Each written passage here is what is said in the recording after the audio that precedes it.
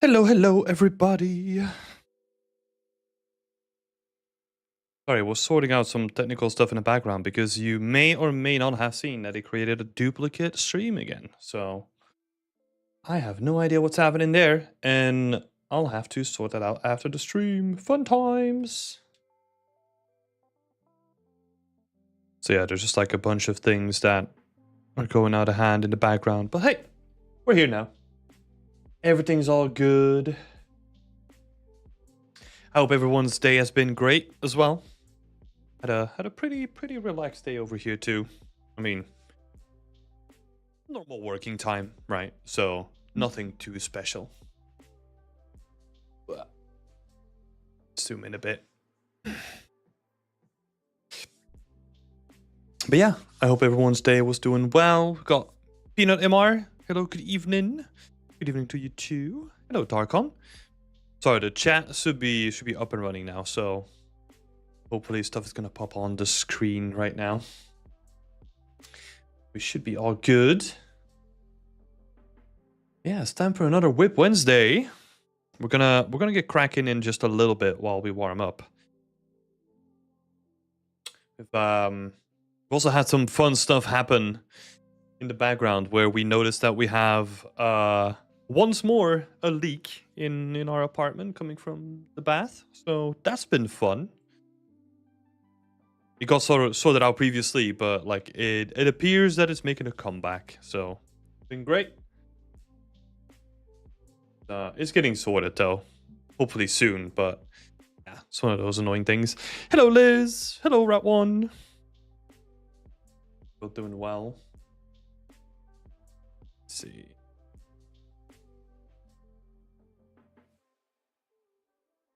Okay.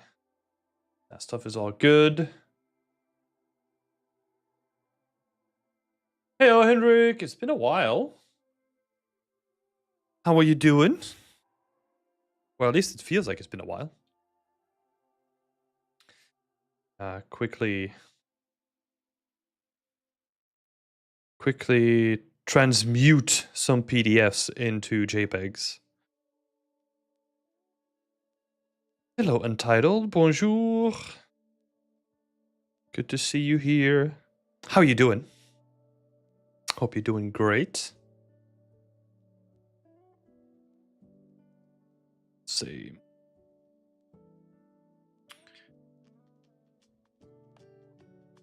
Background images finished. Let's go. And then we're going to add all these guys in here.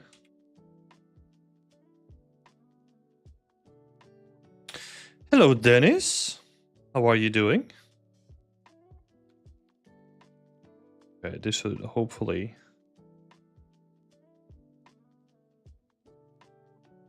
Oh, wait. Shit. Added them to the wrong folder. Damn it!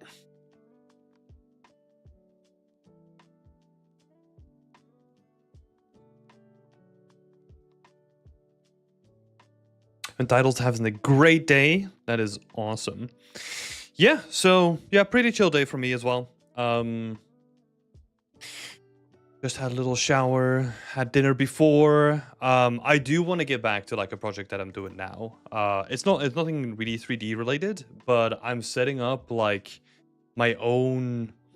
Well, it's supposed to be like a future reference library. So like a bunch of images that I can just like a link that I can just share. Everyone can upload their images, and there's going to be like a ref library for people. That's what I'm currently setting up. It's been pretty fun actually to work on it. So I kind of have to dive into setting up like a bunch of server stuff because I'm running it on my own like a little server that I have here, which is pretty cool. So it's basically me diving into like a bunch of that stuff on my own time, which has been pretty cool. In between things, basically instead of playing games, I'm doing that now. So I tried like 4 different programs for that yesterday, just like in the evening, just trying to like test some stuff out. Like it's weird, like all these programs, they kind of have like their pros and cons. So for one of them, like it looks really nice, but I can't change how it looks, so I can't like brand it in my own way. Where another one looks really outdated, but I can brand it however I want. So it's like I don't want to, I don't know, I don't want to do like anything too crazy. But yeah, we'll see. I'm having fun with it though. Nice little project. Unfortunately, I can't really show it off on stream yet. But hopefully soon. Okay, stuff is done. Cool. We're all set up. Slowly working on my scene, says Dennis. That's awesome. What scene are you working on? It's been a while since I've seen it, I think.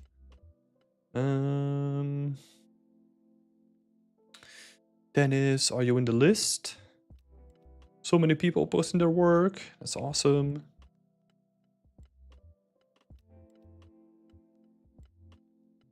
It's kind of hard to keep track of people now.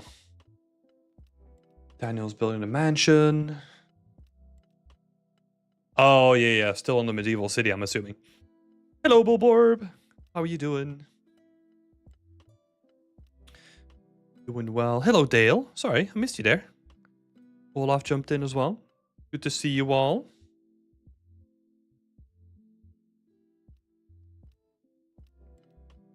Medieval city, yeah. How is that coming along, Dennis?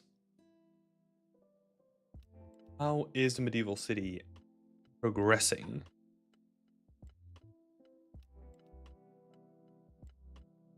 Good. Hope you're all doing well. Yeah, we're doing good. Doing good. Yeah, like I was saying before, I'm just trying to test out like a bunch of different things with like my reference catalog that I'm trying to set up. I think I have like 9,000 pictures on it currently. From like all the trips that I've ever done where I just like snapped like a bunch of like interesting things, I'm just like dumping them hopefully onto a space that everyone can access and hopefully everyone can contribute to as well. So that would be cool. Bill's working on a scene from Falling Skies, if anyone knows what that is. Nope, I got no clue. Falling Skies. I'm so out of the loop with anything that's happening, like outside of like my little bubble. It's unreal. Like it's even worse than it was before. Okay. Let's in the meantime, let's get the show rolling. For people that are new here, this is a weekly stream where I basically go through people's work, as you can see right here. We're gonna get started in just a second. But this is a stream that I do on a weekly basis. Feel free to keep asking questions, add your 2 cents to the conversation, all that kind of stuff. So yeah, help everyone grow and grow yourself as well.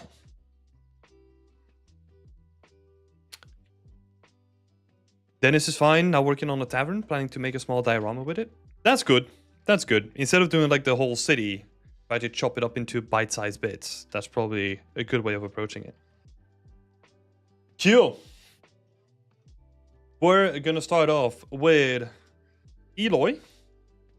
Been a while since we've seen something from Eloy, which is cool. Eloy's making a comeback. So let's have a look.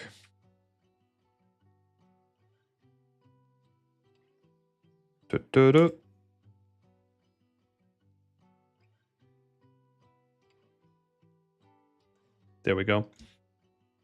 So haven't touched 3D in a long time, but now I'm back at it with a crypt. I had to redo all the textures because all of them use the same smart material and they're not properly displayed. Okay. I wanted to ask if there's anything you see that could be changed or something that could be added. Well, it's kind of hard to tell if like the textures are not final yet, right? Because the textures make up like all of it. Like the geometry here itself is like pretty simple, right? So that's gonna be quite hard to tell. One thing that I would be really curious for is we have a lot of different light sources happening, and it kind of just like lights the entire scene very uniformly, which I'm personally not a big fan of. I think it's always nice to have a little bit of contrast so that we like lead the eye towards like a certain point, right? So for example, you probably want to lead them towards the end But right now, like you have the purples and the blues that are just like making the whole scene like lit up. An easy way to do this is probably to try to find a way to make the floor a little bit less intense when it comes to the amount of emissive that we're getting from it, because it is distracting from what you want to see, right? Also potentially balancing all the light sources, because now they're pretty uniform, and just making sure that we focus on the thing that you want us to focus on, right? Usually an easy thing to do is just, okay, let's say we want to focus on the back, make that more intense, and then try to set the others apart by diminishing like their contribution to the scene, right? Making them less intense compared to the focal point. So balancing all the values. What you could also do is try to find a way where you can break up the emissive, because right now all the emissive is like pretty uniform, right? Especially on the floor, like it's just like a plane underneath it and it just looks like one bright surface, where that is probably not going to be the case, right? If something casts lights, you kind of want to have like a little bit of contrast, a little bit of variation in that light as well, because it's going to add to the perceptive, or like to people's perceptions on how something is perceived, right? So what I mean by that is that if you just have like a flat emissive on everything, it's going to look cheap and it doesn't really feel like it's realistic. Look at like what an actual emissive surface is like and see how you can replicate those sort of things inside of your environment, right? An easy thing to do would probably be to have like a gradient, right? A gradient that goes from like more intense in the middle and then fades out toward the edges, right? This can then also help us be directed towards like the main source again, right?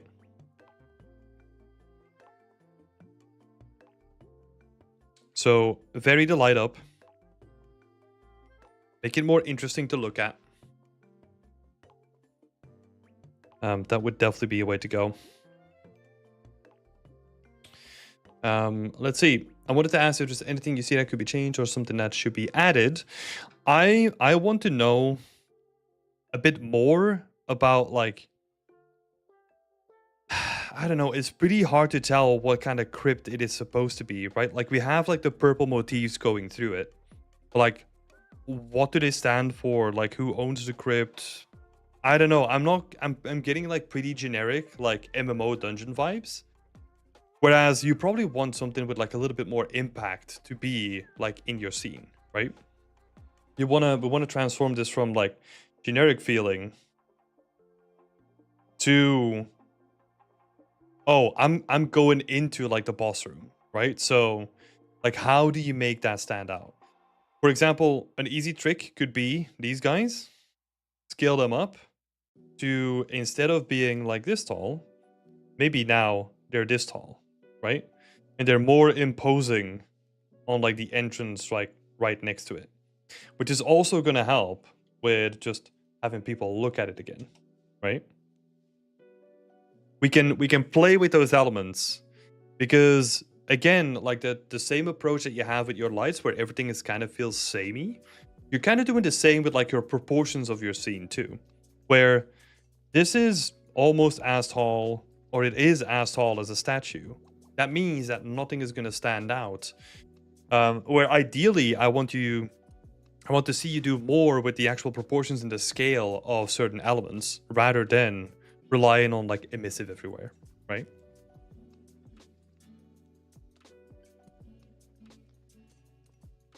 So that's something to think about.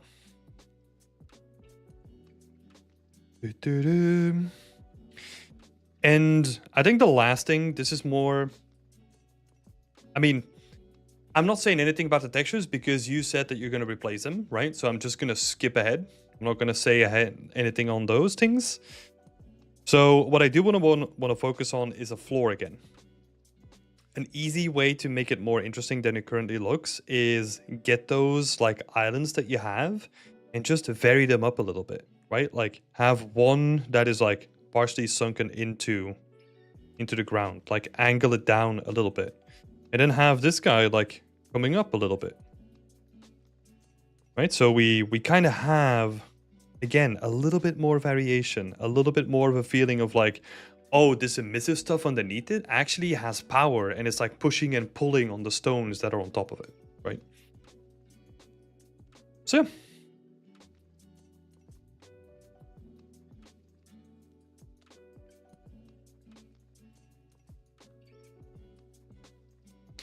There's a lot that you can do here with like very small tweaks, right? Like exaggerate like some of those shapes, like make it like really impactful. And maybe even with these shapes, try to have like carve out like a path, right? That kind of directs us towards the end, where it almost feels like there's like a crack that came from like the main room and just split open or carve like the path like towards us, right? And we can then kind of use it as like a way to direct the people towards like the end again, right? It becomes a leading line. Thank you so much, Andre, for subscribing. I appreciate that. Yeah, welcome back, Eloy. Happy to have you back, and looking forward to seeing what you're gonna do with this scene. There was one more question though, before we move on. If you know good tutorials for VFX and shaders, I would appreciate them because I'm on the verge of madness with these statues. I mean, you're asking a pretty generic question, right? Like any good tutorials on shaders or VFX, that is super broad. Look for I forgot the name, but there's a pretty good channel that talks about like 5-minute shader tutorials. Like some of them, like they're really good, but you just have to figure out like what kind of feeling you want to get, like what do you want to convey, right? And then to look at like what nodes are used to get that. For example, a pattern node is probably where I would start, or maybe a Fresnel node, right, to help your emissive stand out more. Where a Fresnel node is basically gonna soften up the edges of the shape or like make them more intense depending on like how you see it, right? So as a quick example, if you have a sphere, like a Fresnel node is basically gonna make the edges brighter than the core of it. And this is on like a shader sphere, right? So if you apply this to like a different material, it's gonna look different as well. Fresnel is super useful for emissive textures. Anything neon or emissive or something like that can benefit from Fresnel. So that would be where I would point you towards. So have a look at it. But yeah. Thanks for the update, Eloy. Best of luck.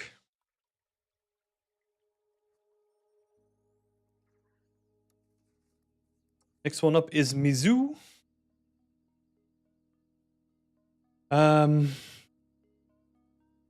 Okay, so Mizu is new. I would say next time, whenever you're tagging your work for a Whip Wednesday, feel free to ask any questions because that's gonna help both myself and yourself to get a bit more directed feedback, right? Because right now, I don't know what the context here is. I have no idea what you're trying to do at the moment, so it's quite hard to give you like accurate feedback, right? Let's have a look.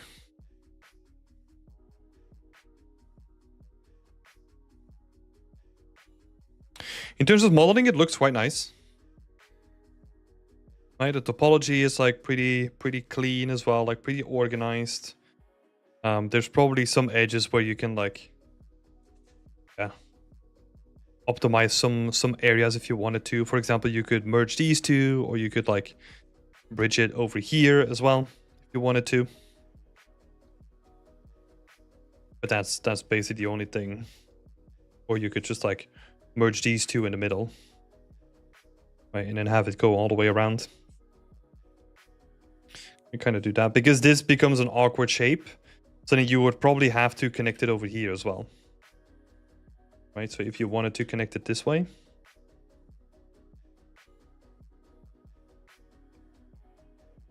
That could be an option.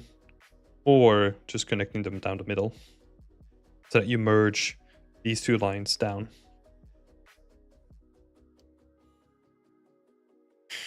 But yeah, interesting shape so far. It's also an interesting concept as well. It's like a cassette player with a toaster built in. I don't know. Cool stuff going on. But yeah, for next time, please let me know what you're working towards, and then we can have a look. Have a look together. It's always good to give people some context. Also, something that could help. Oh, no, wait, never mind. You're basing it on a concept. I was going to ask that as well.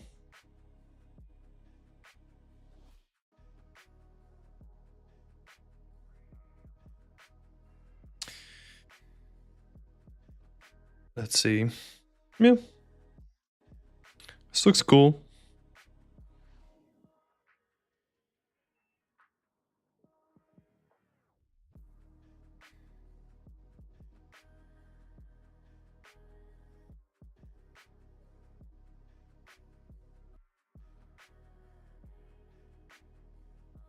Yeah.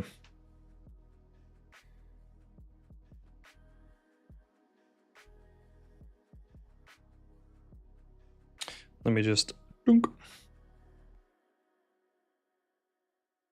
get that in here as well.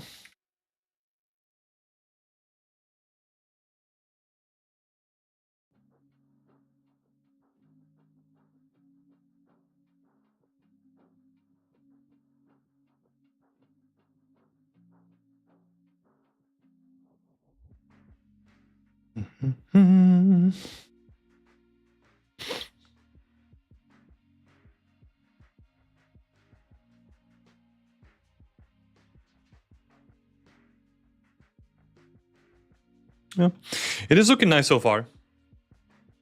There's nothing too much more that I can add to it. Like, it's looking good so far. I'm curious to see how you're gonna approach the modeling and the baking, right? Or like the optimization to like the low poly, if you're not gonna use this as a low poly, which it does look. Yeah, you can definitely like reduce the amount of bevels that you have going on, especially these guys. So yeah, I'm curious to see what you're gonna do with this. Best of luck. And then we're gonna move straight on to Darkon.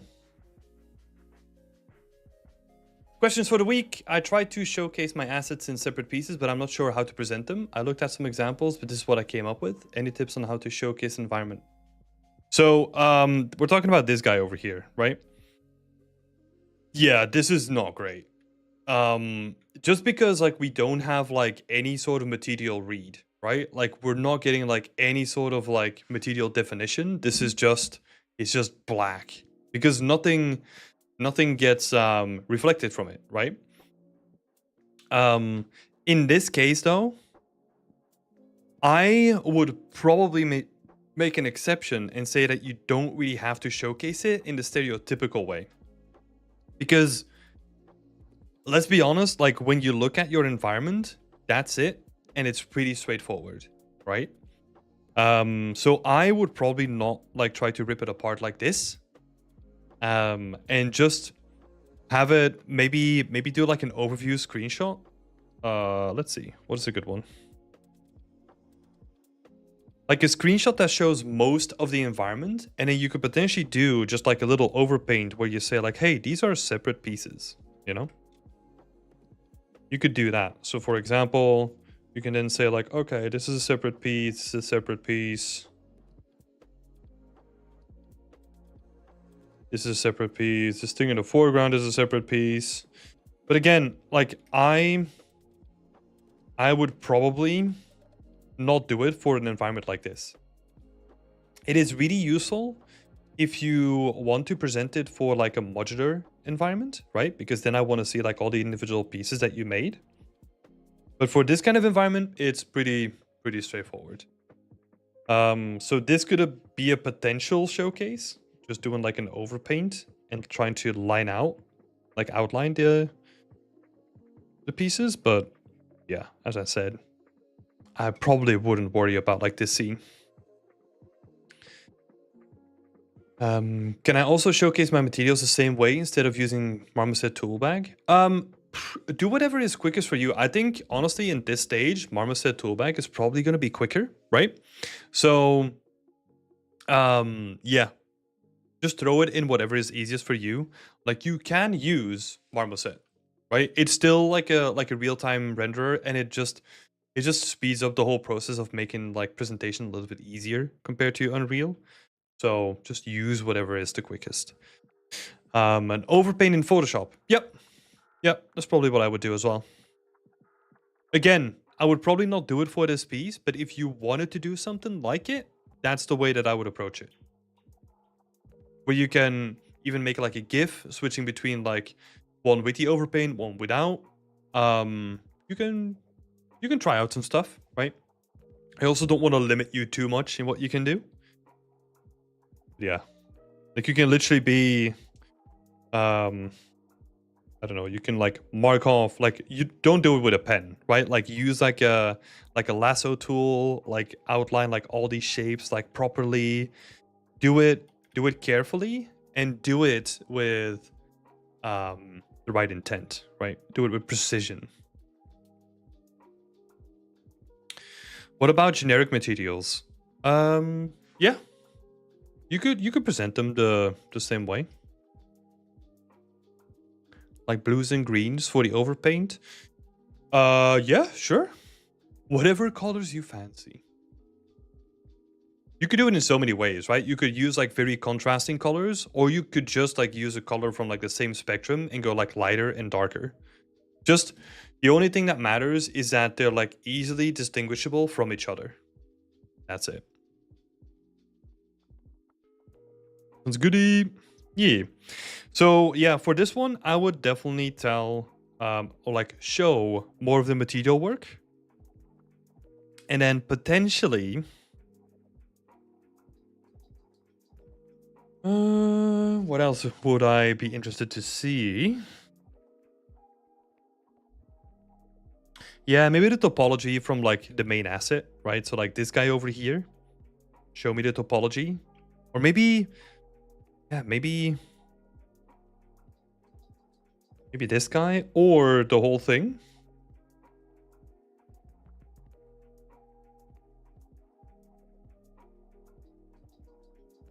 Question mark.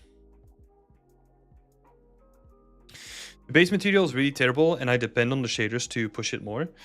Yeah, that's where, so we're going to generalize a little bit, right? We're going to take a step back. What you want to showcase in your portfolio is whatever looks the best, right? So if you have like a very specific like material that you've built, right? You probably want to show that in Unreal rather than stripping it apart and like just showing like, oh, here's my base metal. Oh, here's my, I don't know, base water that I added on top of it. Just pick and choose what you show because you only want to show like the best stuff that you have, right?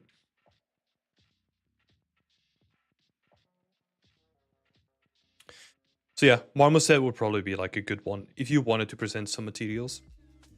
But you have to decide on which ones you want to present.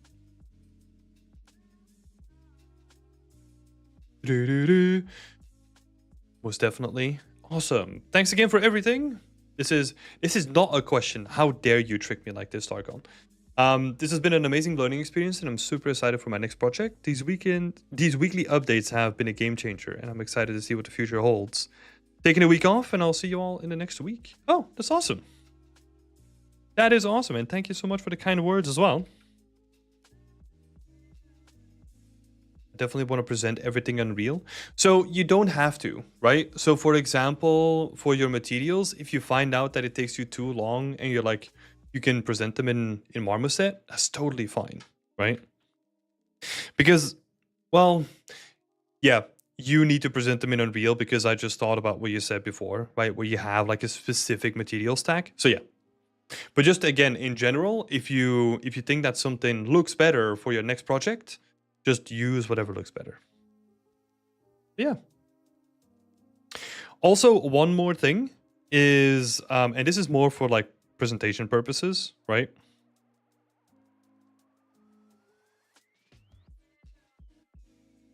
I want you to cut down on your images when you're posting them on ArtStation. I know that this is like a Whip Wednesday, right? But like there's so many of the same ones that kind of feel like they're at the same angle, or they kind of have like a very similar angle to them, right?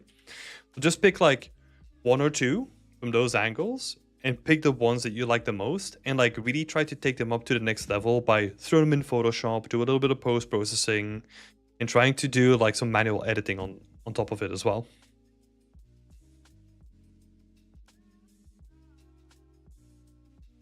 So you want to do some post and polish them in Photoshop. Yeah, there's only so much to showcase. Yeah, exactly. And you don't want to add like so much of the same stuff. Sounds amazing. Thank you so much. Yeah, no worries. And thank you for showing it off again. Great stuff, man. Yeah. I gotta say, you really pushed yourself on the water, right? The water was really tricky, but like, I know that you kind of went to like a fucking roller coaster with the water, right? But I'm glad that you made it through like completely in the end, and that you have something that you can post in your portfolio, right? So this is awesome, right? Great job on finishing it, and great job on just like being persistent with trying to make it better and trying to improve it. So keep that up, man.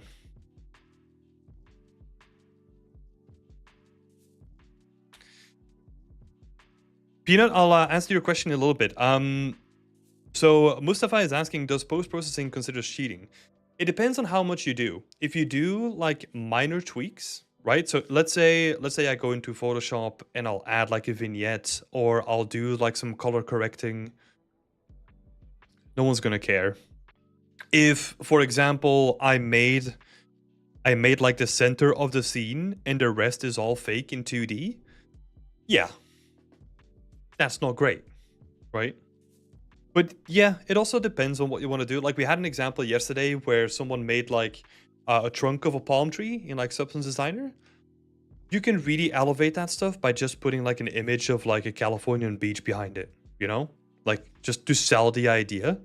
Because it's more about like you telling a story and selling the idea on top of what you've already done, right? Because like putting an image behind it is not going to detract from you making a Substance Designer graph, right? But yeah, that's a good question though. It's, yeah, as always, it all kind of depends on how far you push it.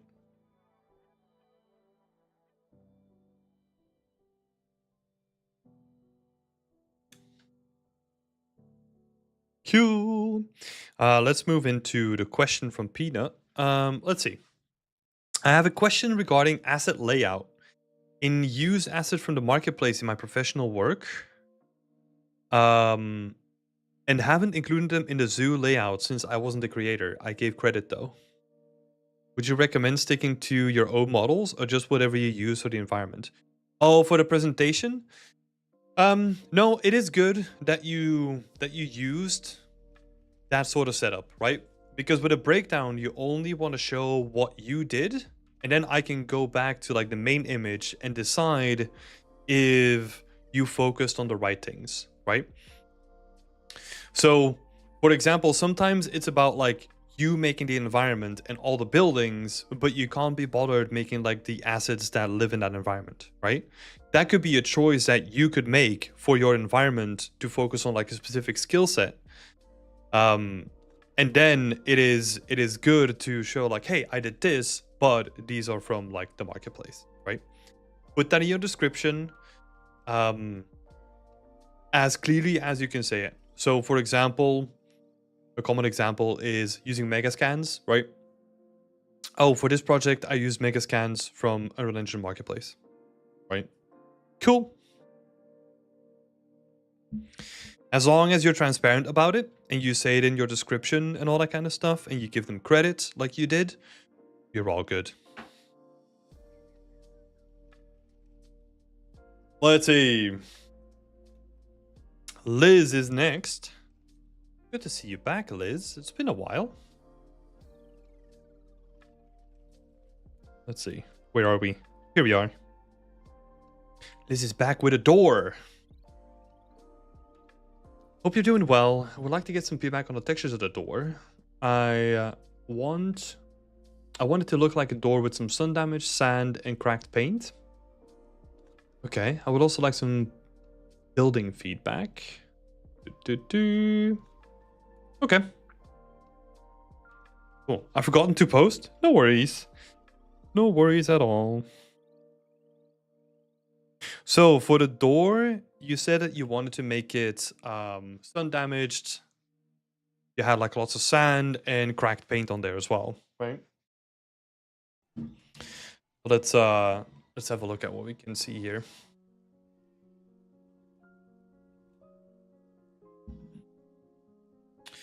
Currently the lighting is not really helping in the main shot yet, right? But that's fine.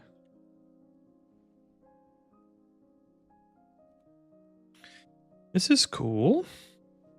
I don't have like any sort of references on hand from myself, right? When it comes to doors, which would probably be helpful in my case. But one thing that I kind of want to see is more base color variation.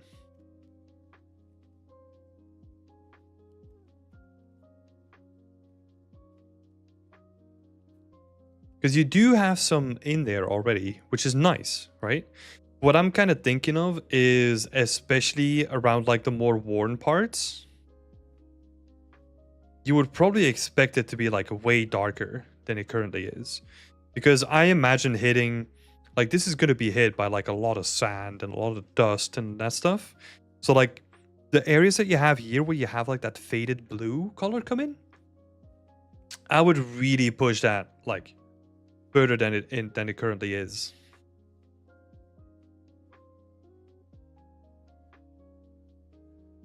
Right, so that would be like one thing that I can definitely see. I do like all this cracked paint though, like all this like chipped kind of paint on top of it. That is looking quite nice.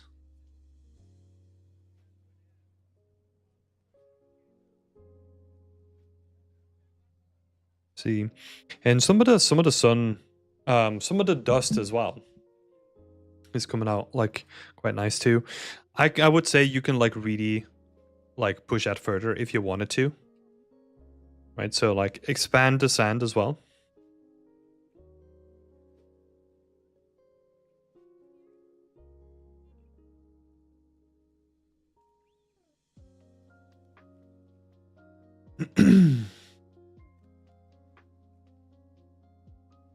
There's also, I'm gonna give you, this is a random tip. And I know that you want to do your best, right? But what I want to give as a random tip, and we're not even gonna put it in like the textures category, is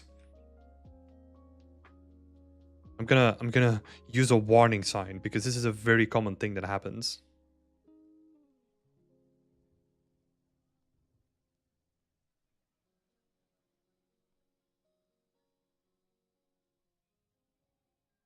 I know that I keep going on about like the high quality that you want to have, right? Oh, sorry.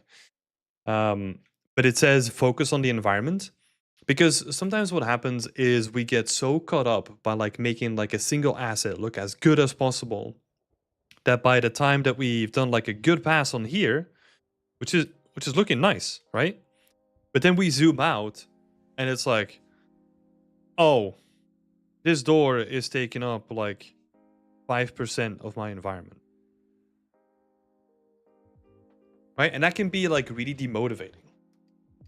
So we have to be careful with that. And you have to focus on the bigger picture and make sure that you're making a lot of progress to the whole scene rather than on the single image, right? So the way, or like a single asset. So the way that I would approach this is I would focus on doing broad strokes on everything. So that means that I would probably at this point try to get like a sand material in. Just a quick one, right? Just to get the feel of what the sand could potentially look like. Spend like a couple of hours on that. Spend like a couple of hours on making the building look good. A couple hours here and there. And just go in broad strokes, and the closer you get to your final result, the more you kind of want to hone in on like specific things. So for example, this is like what I would focus on first, right? This image, and make sure that that image is like pretty good, that I kind of know all the things that need to be done, and that I'm pretty confident about like the quality bar that I'm trying to set. And then once you get like later down the project, you can then focus more on something like this, because all the rest of it surrounding it is already in a good state as well.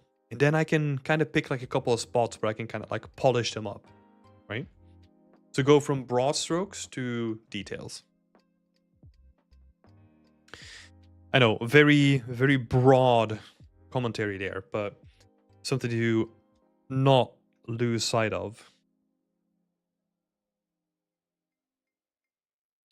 Especially when making environments. This is going to make it so much more enjoyable to work on the big environments. So let's see. I would also like some feedback on the building as well. I had a hard time figuring out the balcony on the concept art. I had to come up with something different from other references. I'm not sure if it looks good. Oh, from the balcony?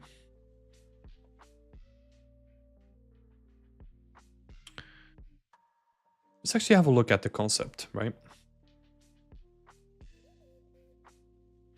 Oh, okay. That looks cool, though. I do really like what's happening there. And it has like a cool pattern. I'm not too sure why. Let me see. I had a hard time figuring out the balcony and the concept art, and I had to come up with something different. How so? Just in terms of like the whole balcony, or only like the railing part of the balcony? What was confusing you the most? It was hard to build it and match it with the trim. They're at different levels.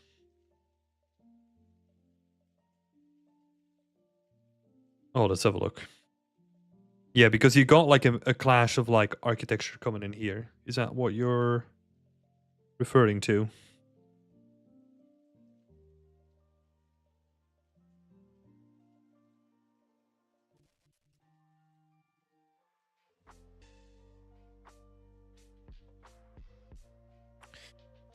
Was also told that the trim looks too big and heavy. Are you talking about like this section? Over here then? That trim?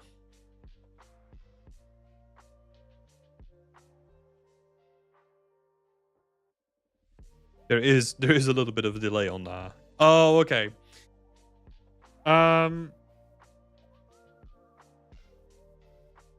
Yeah, potentially.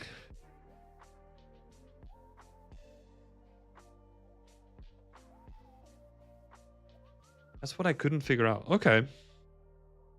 Yeah, you can tell that this is like kit bashed together, right? Like people are just like putting in like railings in places where like walls need to be. So for sure, like it's a good thing that you kind of wanted to clean that up if you wanted to. I don't know about the trim feeling too heavy, but you could potentially just make that into like a sandstone wall, right? So what that would mean is that you're probably just doing what you're doing here, right? I would just extend the wall upwards and just make it into like a nice sandstone wall that then just transitions into like this wooden scaffolding that's just kind of sticking out, right?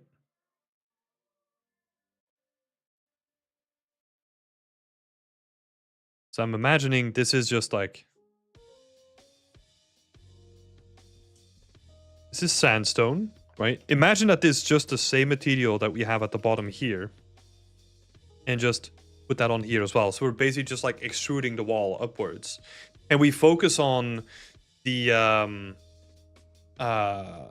we focus on like the top edge, right? We do want to add like some variation in that, so we make it like nice and organic. Shazar is actually putting up like a good comment as well. Like you can look at like the work from Assassin's Creed Mirage. They, like, if you really start looking into it, Like they actually have like pretty interesting workflows in the way that they construct their assets. Like it's pretty well done and the way that everything blends together. So yeah, that's a good shout. Taking some references for them. Yeah, that's awesome. Yeah, so something with sandstone on top of here could be good. Because what I'm imagining is that this is almost built with like natural resources, right? So like the sandstone, you can see the walls, like that's what they built first. And then they were like, hey, I want to build like an extension on top of it. So this section like came out later, right? And then they cut away like some of the sandstone to then have like another balcony extension on. And then we can kind of make that out of wood and we can kind of do some like really cool stuff with just like these kind of struts, right? We can kind of make them like really interesting if we wanted to.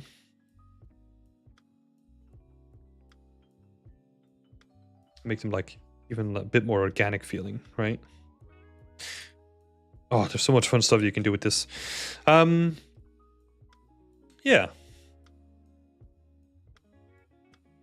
Let's see. So it does look good, right? Overall, like I'm not too fussed about what's happening here. If this was like the main worry, then just make it out of sandstone and then you're fine, right? That's the way that I would look at it. Like the way that I'm imagining is like these very traditional yeah, just like sandstone huts, right? Or mud huts, or every culture kind of has like their own kind of very cheap, like local material that they can just build out houses from, right? So yeah. I don't mind it. It looks cool. And then what you can do, sort of like what you're already doing, is kind of just have like multiple layers of things, right?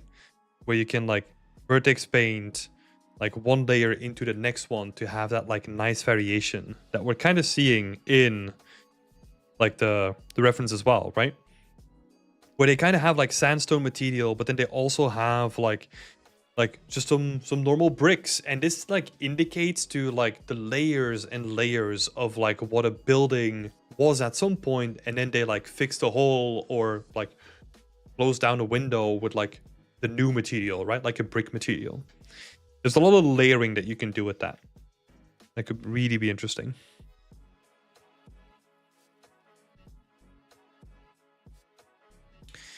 With a second story, it could be possible if it was an addition. That's why they left the trim or like the railing. Yeah. Exactly. Yeah, that's the way that I was looking at it as well, right? Where like the wooden element like came afterwards. And then the sandstone structure was there before it, right? Any suggestions to make the scene more appealing are appreciated. The well, the bucket, and the wheel are from Megascans. Yes. Honestly, you don't need to do too much to make the scene appealing. It just comes down to what you're gonna do with the main building. That is the most important thing, right? The way that you're gonna approach that, and the way that you're gonna layer on like all these different like building materials and stuff. That is super important. So the unique factor,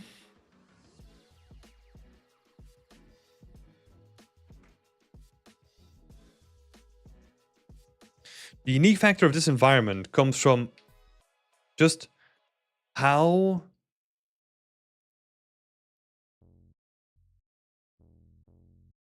well the materials blend with each other. And also what kind of materials they are, right?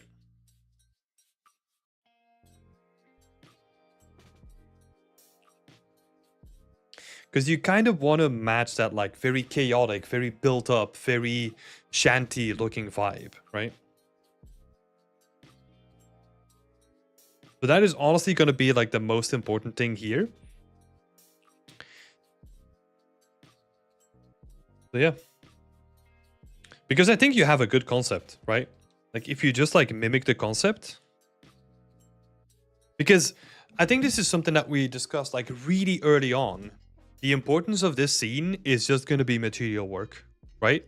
Because the main house is just a cube, right? In terms of like modeling, right? You kind of want to make it like a soft and bevelly shape just because it's going to look really good with some textures on top of it. But like in essence, it's an extruded cube, right? So the main yeah, the main importance here is just going to be on like material and texture work, like 100%. So yeah, trying to get that in, like this comes back to like what we were saying before, right? Get that in as soon as possible and work in stages, right? Because that's where the focus is all gonna be. Yeah. Thanks, Liz. And then, like you're doing already, like if you find some like cool stuff from like Megascans because you can't be bothered to do some props, that is fine, right? Like the way that I always look at making my portfolio projects, well, I used to when I was a student, was I would try to dissect them based on the skill that I wanted to learn, right? So in this case, the project is like really leaning into materials, so you're gonna learn a lot when it comes to that. But like you don't need to worry about like the unique asset aspect too much, right? As long as like the doors and the materials that you're going to be creating like match with the Megascan style of texturing, right? So yeah, I hope that was helpful, and I wish you the best of luck with this environment. Gonna look dope. Thank you so much, Tim. No worries. Thank you so much for posting your work as well. Always cool to see updates coming along from people.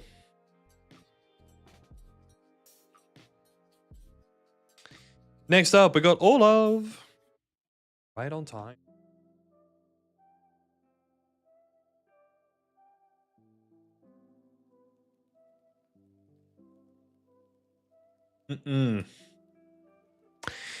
Okay, let's have a look.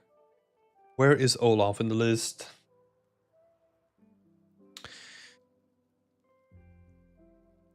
That will be the renders after some correction work. I think I've gone a little bit overkill with the wear and grunge and such. Well, I don't really know where to go with this environment right now. I guess the concept art reference was just really bland. And so this week's question might be stupid, but are there any ways to level up this environment? Yeah, so the biggest one here, the biggest one by far is, I'm not sure if you're doing this already.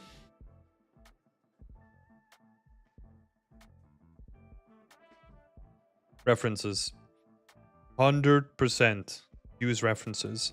Whenever I encounter this and I'm like, I'm not sure how to drive this like further along, right? Like how to push this. References are where it's at. And when I'm talking references, I'm not really talking about what you're doing here, right? This, in your case, is more of your inspiration, right? What is your inspiration behind the scene? Then your references is how something looks.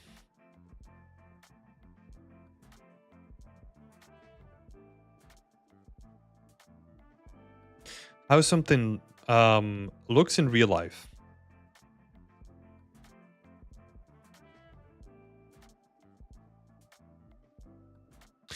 I don't know, but references are so hard for me to prepare. I don't know how to force myself to do them. It's so boring.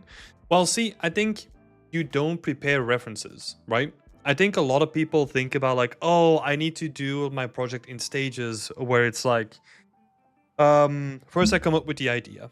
And then I collect like a bunch of references and it's going to take me 2 weeks. And then, oh my God, by the time that I'm done with my reference gathering, I'm already so bored that I kind of want to move on to the next thing, right? That's completely wrong. The way that you should look at references is exactly for this reason. References are there to answer a question that you might have during the development of a project, right? For example, when I'm building like a wooden cart, I'm like, I have no clue what a medieval wooden cart looks like. So I'm going to look at references. And then I I get to those references and they help me understand like how something works in real life, so then I can then do whatever I want with it, like on an artistic level, right? So for example, let's have a quick look. If we go to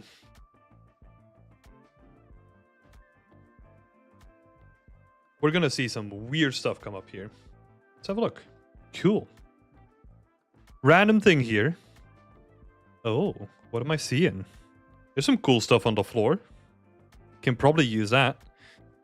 There's also this weird like squiggly way, the way that like the texture doesn't line up perfectly. You have these like random marks on the floor, like bits of graffiti. First image in. I'm already getting like blasted by like just stuff that you can do to like elevate it to like the next level, right? And that is exactly why we want to use references. Like whenever I'm stuck with anything, like I'm just looking at references. Like that is I'm looking at references like on a daily basis, right? I kid you not. Like I always have like a PureRef open because I'm gonna get stuck in the process somewhere along the line. And then you can see like, oh, maybe it could be cool. Well, you have like a different pattern going on, right? But you have like these real cool looking decals on the floor. There's also like a bunch of electrical equipment on the side of the buildings as well. That could be cool. That's kind of hinting at like infrastructure being there, right? That always elevates like the project to the next level. A good look. Laguna Beach. Oh, we have this cozy alleyway. Even in this one, right? Like this is completely not what you're building. But what I like is like you have these like little patches of like different tiles on the floor. Interesting, right? So that's the way to use references, right? Like whenever you get stuck and whenever you're like, how do I push this further along? Like this is the way to do it. And I'm honestly just looking at like California alleyway, right? Like honestly what you want to do is you want to nail down the actual area that you're looking in. Like probably like the best, like you need to like look at some like specific zones, right? So I'm not too familiar with like all the zones in California, but yeah, there's probably some areas that have more of the style that you want to recreate compared to some other alleyways, right?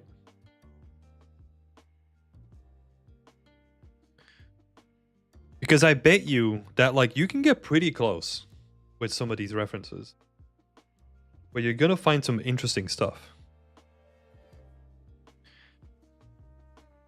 All the graffiti and all the tags on like the bins.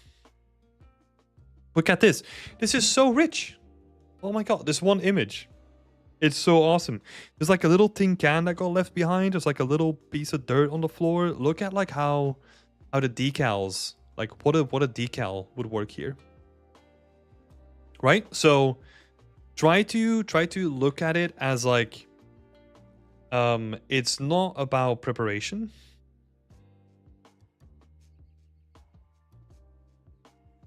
But it's more about necessity.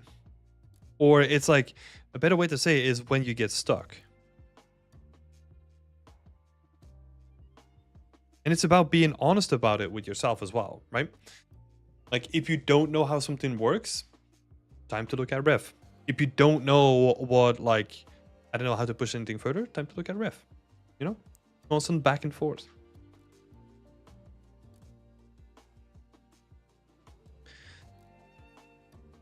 So yeah, it's not about forcing yourself to do them, right? It's about, yeah, how would I say it? Like an interest in like furthering the project, right?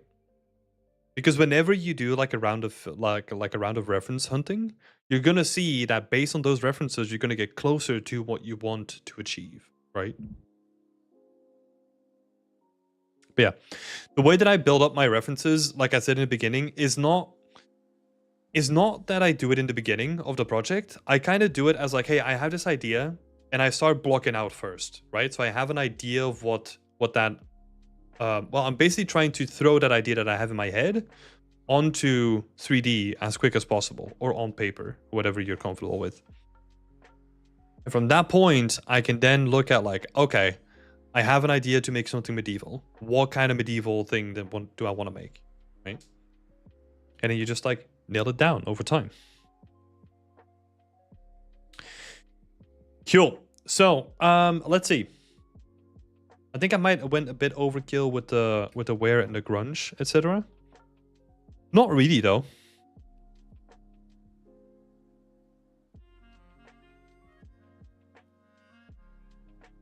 Not really, right? Like, it still feels like relatively clean.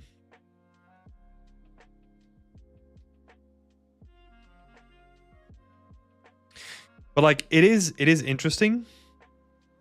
Look at your ref, right? And look at the differences, or like look at this one piece of ref that we have, and look at the things that you are missing compared to the ref. Right? Some of the things that I can see is like these little cool details with like the floorboards being a little bit cracked. That is awesome. You've got like more decal work, which does a great job of like reducing how this feels like more like a unified blob, right? There's also something interesting going on with like the render here as well. I'm not sure if that's like a limitation from your PC, but like this tileable feels like really hard to read from this angle. I'm honestly not sure what's happening there. That might be like some mip mapping that is just making like the back end of this like really blurred. Because like from this point on, like I can't really read what the bricks are, right? So yeah. The foliage alpha dither looks weird. Yeah, I would honestly say that like the foliage, especially the tree here, like, yeah, would probably just replace that with like mega scans or something like that. Foliage is hard. Make it easy on yourself. Just replace it with something that's already available. Again, for the same reason that like most like the foliage artist jobs are very specific jobs and very niche jobs as well. So unless you directly want to go for them, like it's probably not worth it spending a bunch of time on it. Because yeah, it is really hard to make, and especially to make it look good. So yeah.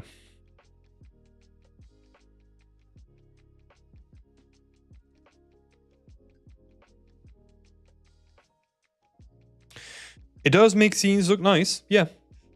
But it can also do the opposite, right? Where like if the foliage doesn't look good, it can drag the whole scene down with it as well.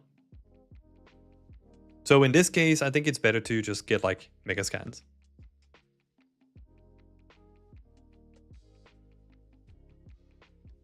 If it's bad, it's bad. Exactly.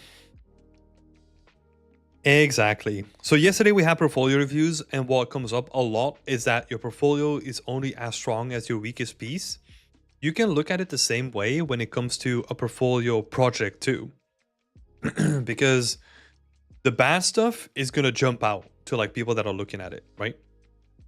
So you kind of want to, yeah, you kind of want to mitigate that as much as possible.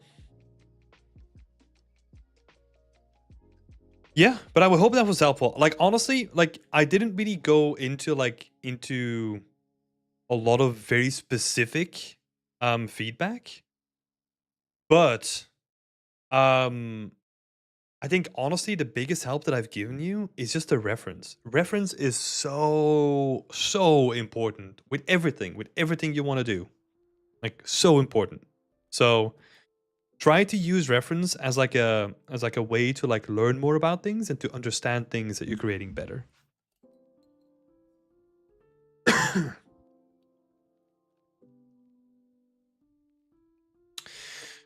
Maybe include a story. Normally I would agree, but it's too late for that. Like it's gonna be forced. It's gonna be forced into it, I feel. If you find a good opportunity to do so, you can, but I don't think that's gonna happen at this stage, I think. Like if you want to do it properly, you would probably have to redo like quite a lot of work, in my opinion. Unless you kind of just want to sprinkle something in, you can, right? It's like some environmental storytelling, something light. What about when I would like to go for an indie job? Don't they always assume that 3D is some foliage too, in less experienced than smaller teams? This is where it gets into like it depends territory, right? But I would say that even in smaller teams, they will expect you to wear like more hats, right? But I think they are still gonna have people that lean more towards the organic side and then have them do foliage instead, right? So for example, if you have someone who does like rock sculpting or stuff like that, they're usually gonna be the people that are gonna do the trees instead of a person that's more showcasing like buildings and stuff, right? Like the thing that you need to keep in mind is that whatever you put on your portfolio, that is what you will get hired for to do 8 hours a day. So you have a choice here, right? I'm not saying that you shouldn't do foliage, but if you want to do foliage or you want to become a foliage artist, then you need to put in more time into the foliage. Because you get to choose, right? You have 100% the choice in that.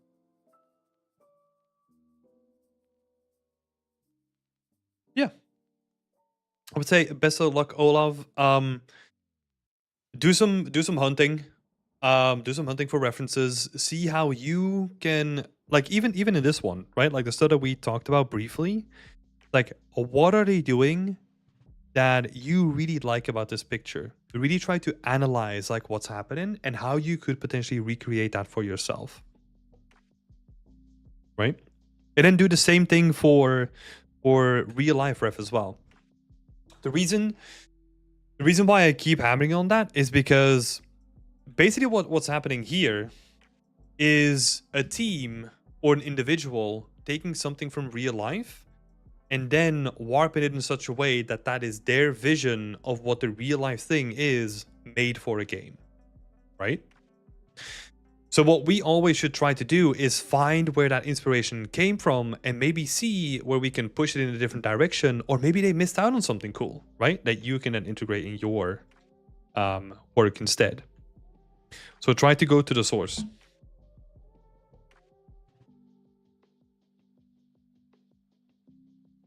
Stuff from games can be helpful, but always go to the source.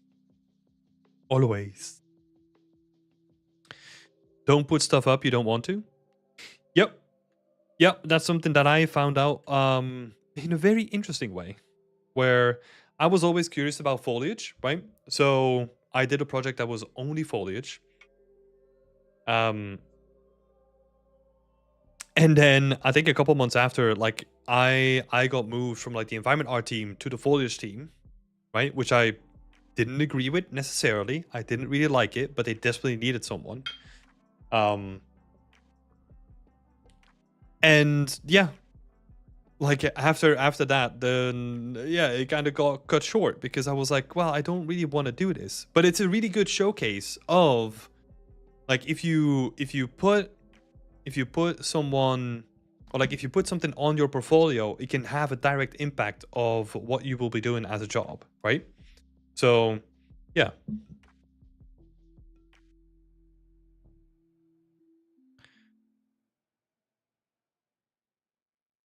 There's so much cool concept art with a lot of foliage and foliage, ivy, and trees though. I would really feel like I'm stealing stuff when using some bought Megascan trees. No, like Olaf, you have the choice. If you want to really do the trees, you have to make them look good. That's the thing. You have to make them look as good as you can. Yeah, or else, yeah, just use Megascan trees. But I'm not sure how these two correlate though, because feeling like you're stealing stuff when using some bot or Megascan trees is not an issue, right? Like if you look at the industry at large, there's always going to be people that yeah, cheating. I know what you mean. But like there's always going to be people that are going to be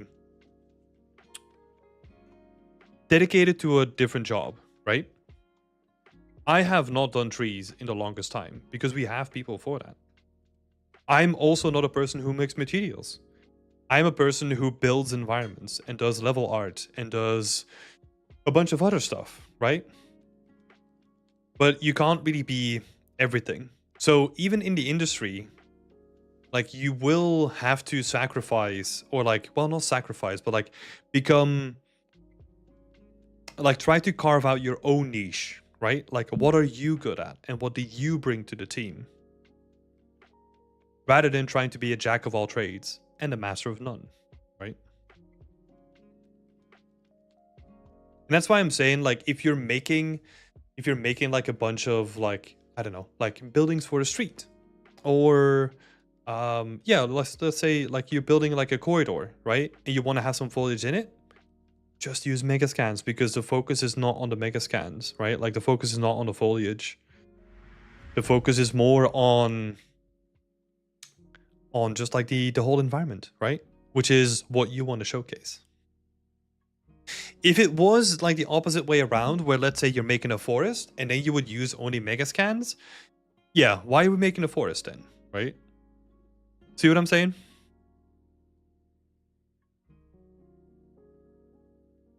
Yeah, foliage is a problem that always been solved in a way. Yeah. There is the opposite side where like it is a very niche. It is a very niche like job, but there is job opportunity out there for foliage artists because it's really difficult to find them. Like I think we've actually been looking for a while. Because it is such a niche thing, like such a specialty, right? Doesn't mean that you have to go do it because there's a job out there somewhere, but yeah. You gotta like it. Exactly. Like I was always unwavering when it came to my love for environments. Even when people said like and this is gonna sound so weird because I say this constantly myself, but like I was always unwavering when I said when I was making full environments and people said to me like, hey, just focus on like a single prop, like try to go smaller. And I was always like, no, I want to build like big stuff, like undetermined, unwavering. I will always make big environments. Yeah, I gotta learn it. I learned it the hard way, right? Because it took me like way longer to do anything than everyone else. But I put in like a massive amount of time. Like absolutely massive amount of time. I was obsessed and I still am. Like I love making environments.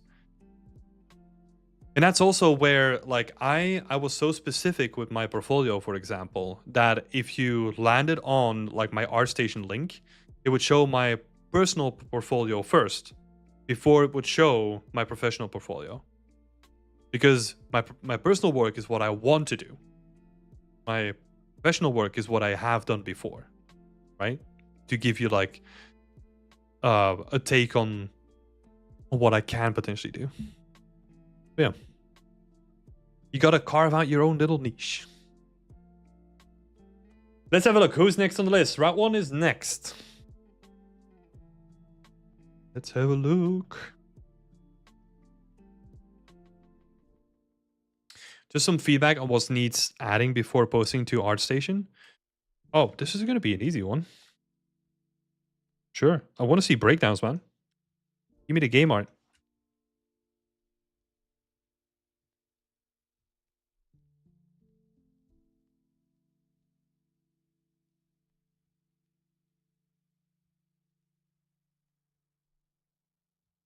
That's what I want.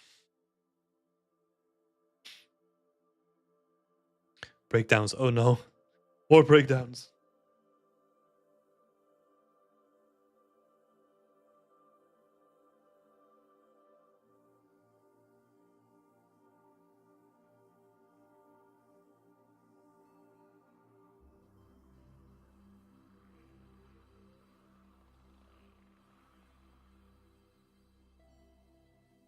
The rest of it is looking really, really nice. The only thing that's weird, just this. Not sure what that is doing there. I kind of get that you kind of wanted to show off like the individual pieces, right? But it kind of just feels weird. Does the scene need anything? Nope. I think the scene is good. The scene is in a very good state.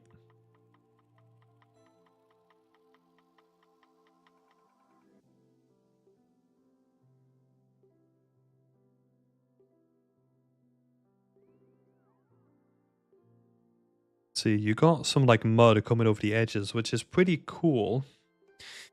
The last thing that I could potentially want to see. Ah, yeah. I was gonna say maybe like a little bit of like a blend here, where you go from like the colors of mud to the colors of the pedestal underneath it, right?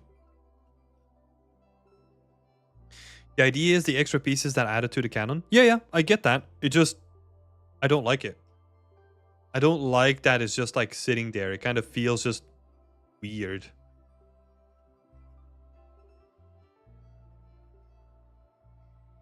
Yeah, but that's the main thing that I would say is blend.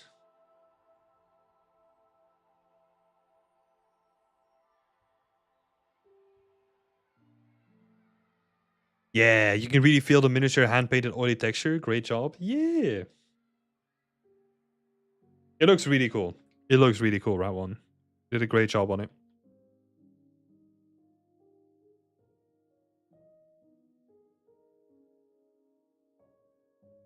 It's real nice. Maybe what you could try as well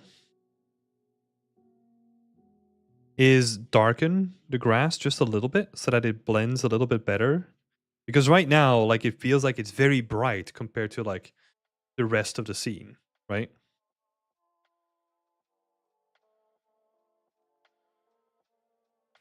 What would be the best method to blend? I would just do like a simple vertex paint, right? Just set up like a vertex paint on here and just paint around the edges of the mud. You could even use the height map that you have for your mud to do like a height blend when you're doing the two. Right? It's more about like subtle stuff. Like it's just transitioning from what I'm trying to remove is this hard edge over here, right? Where it goes from like this mud to like the pedestal itself. That's what I'm trying to get rid of. You can make it like really simple. The simple vertex paint with stuff that you already have.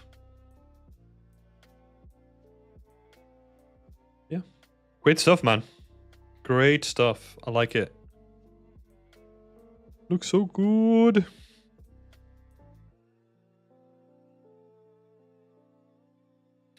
Have you tried adding like let's see. Let's see. I guess so. Yeah, okay. I guess it's fine. It kind of adds to the vibes as well now that I'm looking at it. Like the harsh shadow that we're still having. I do like it, actually. I think it's way less harsh than it was before. So, quick look here. We compare. Doo-doo-doo. Oh, yeah. It's way less harsh. That's good. Yeah. Nice stuff, man. Great job. Congratulations on finishing it as well. I know that you worked hard on this one. But it's technically unrealistic still. How do you mean, Henrik?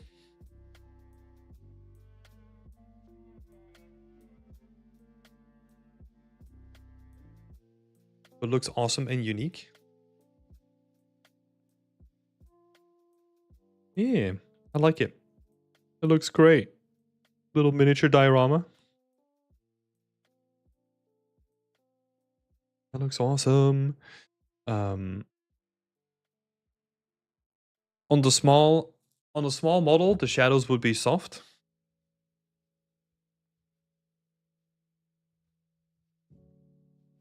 Depends on what kind of light you're pointing at it too, right?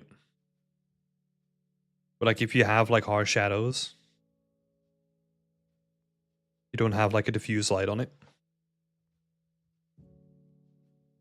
Well, just at a standstill with it and don't know what needs adding. I don't think you need to add anything. Like, I think this is good, right? Because if you were to add more to it, I think you're gonna lose what makes it looks good, right? Like sometimes it's about the KISS principle, right? Like keep it simple. Like sometimes, like once you start getting into this mode of like, oh, I can add this and I can add this and I can add this, and you're just making it noisier and noisier. There's one final thing. I don't know what this is, but like this is catching my eye and it almost feels, I know that it isn't. Well, to be fair, I don't know. Is this texture like slightly stretched over here? It feels like the edges are just like stretched.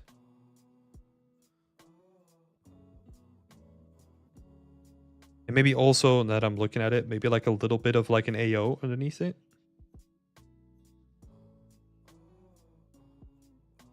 Because it does feel a bit flat, right? Or have like sections of it come up.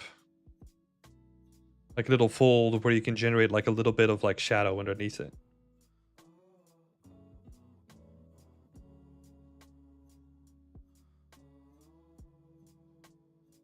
Okay, it meant to go clip through, but it looked bad.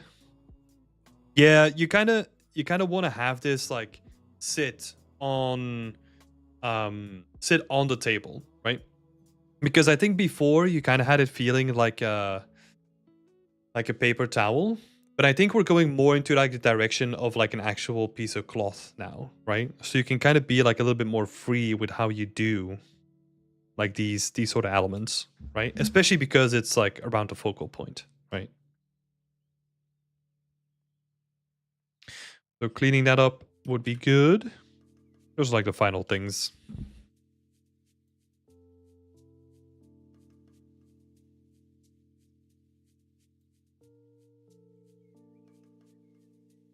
Okay, cheers, I'll sort it out. Yeah, awesome, man. Nice to be back, Timothy. How can I receive some? Do I need to be a member? Yes, sir. Thank you so much for the question, Alexandre. You can ask, or you can join rather, our community in like the description down below. I do this on a weekly basis, so yeah, it would be awesome to have you in our community. Kill. Thank you so much, Route 1. Let's see. There's MSR is saying, it does feel like employers expect juniors to be good at every single thing related to environment art. How do you go about getting better at environment art in the face of those expectations? To focus on just one area is good, but it feels like it's simply impossible to do it in this day and age, especially as someone trying to get in. The principle hasn't really changed though. So the principle is always becoming like a T-shaped person, right? Like ideally what I want to see in like people is where you have like your entire skill set, right? I want to see you like really shine in like one thing and then have like a couple of other skills that could potentially be good as well. Right? But this is like, oh my god, they are really good at that. And then they also have like all those other different skills.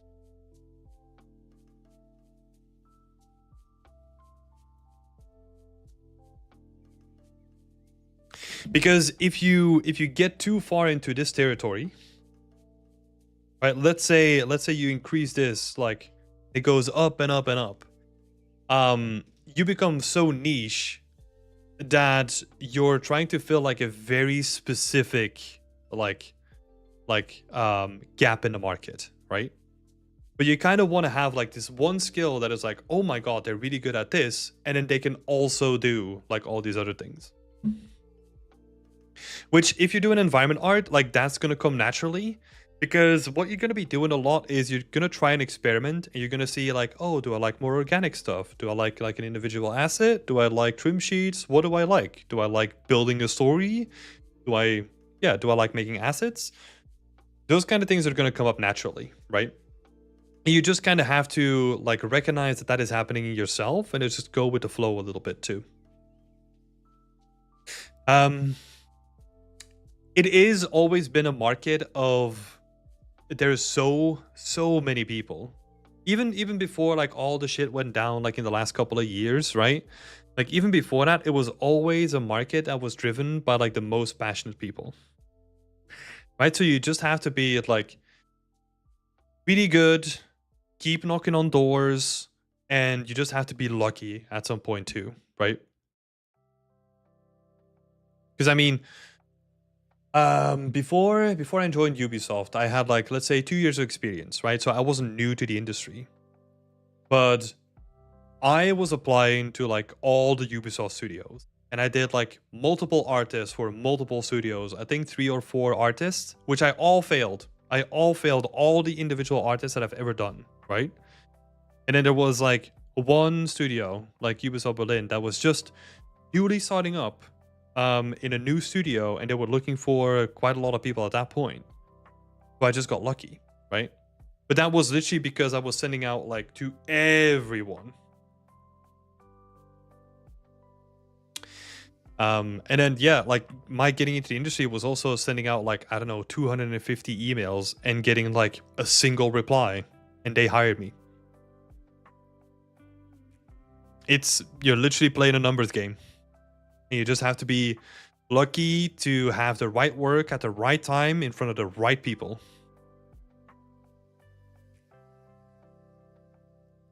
So yeah. And the last tip that I'll give on like this sort of like topic. I mean, it's not the last tip. Pretty sure that I'm gonna keep yapping about it. But divide your time between if you're looking for a job, right? You don't want to focus on only looking for a job. You want to keep working on your portfolio. So spend like, I don't know, an hour a day, send out a couple of emails. Cool. Get back to work.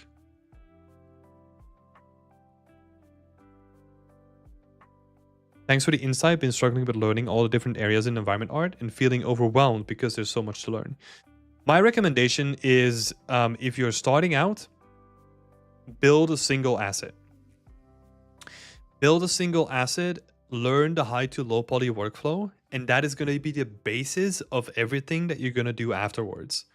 Because let's say you want to make a trim sheet, right? You're still going to have to know like how to bake something down, which you already learned if you do like a high to low poly object, right? And just that workflow is going to be core to like everything else that you want to learn. So it sucks. It is technical. I don't like to do technical work, especially because I got into doing art for art's sake. But yeah, it is required. Also, might get a lucky comment on LinkedIn. Explain that, Coleman. Like, what do you mean by that? You're not talking about like, I don't know, those AI generated comments that I see coming up like everywhere, right?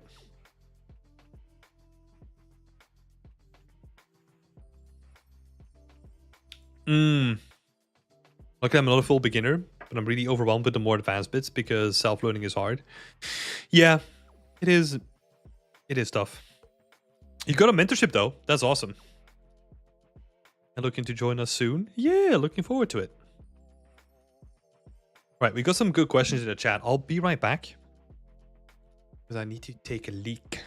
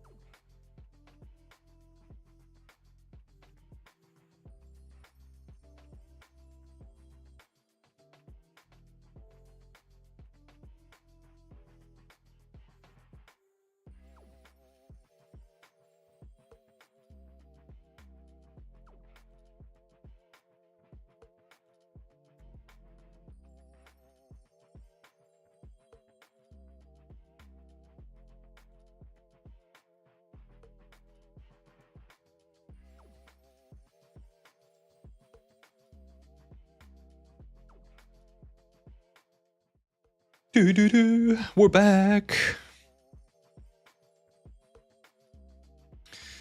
Let's see. I mean, if there's a job posting, make a comment and place your portfolio. If they don't respond, others will see it at least. Yeah, that's true. So there's also a thing there where I'll give you like a very stupid example, right? You gotta pay attention. What I mean by that is that whenever we posted like, hey, we're looking for people to organize the team challenges with us, right? Send me like a DM or talk to Timothy, right? Like talk to Timothy, reach out to him. And then you see people posting right below the link. And then it's like, but you didn't even read till the end though. It's just like, I know that you're interested and I really appreciate that. But like, this is almost like a first little test that we're having here and you already failed that one. And it's just like, come on, like in like a world where, I mean, I don't want to sound like I'm part of like a big company presence that can offer like a lot of jobs, but it's like, you got to pay attention to like these little moments, you know? Because they, yeah, they can really make or break it in those opportunities.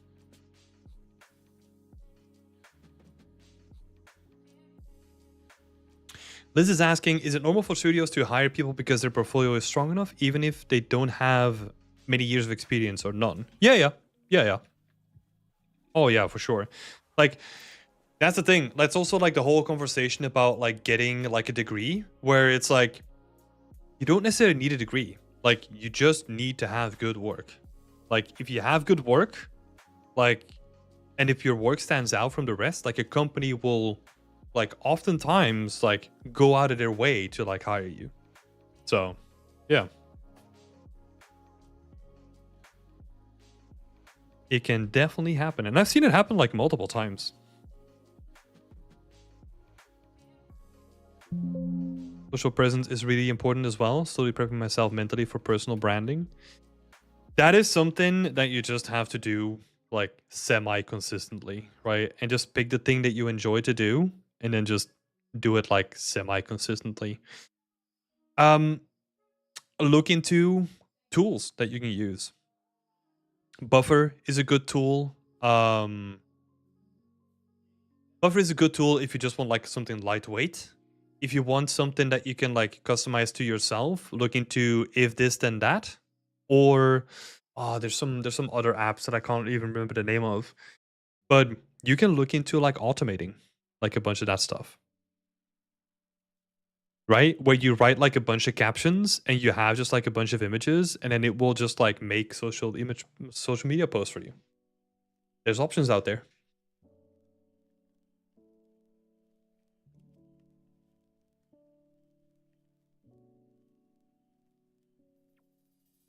Veil CG Art is saying, I would even say for artists, having some sort of fame or online presence helps negotiate higher salary on top of getting hired. Yeah. Yeah, it just adds like more bargaining power, right? So for sure, it does add like more bargaining power. Like whatever you can do, right? Like if your work is like, let's say you have your niche and your work is better than everyone else, like that is also bargaining power that you can use, right? If you're smart enough to like recognize that, like you can use it. If you know that a company is quite desperate to get people in because they need people to hit the ground running and you have a little bit of experience, that is also a bargaining chip that you can use, right? If you know that a company is in hot water and they had to let a lot of people left, that's also something that you can. If you're inside a company and a lot of people left after you released a game, that's also a bargaining chip that you can use. There's so many tactics that you can employ if you just use them at the right time.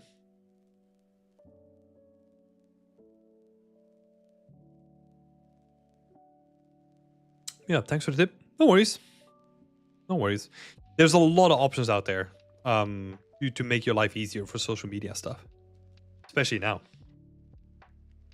Let's keep the train on going though. So Andrea is next. Your general feedback, mostly on how to wrap these things up and what we have in mind currently, but anything that stands out or needs to change. I'm going to keep it pretty broad here because this is for a pack that you want to sell on the asset place, right? Like the Unreal Engine marketplace, or I guess Fab in the future.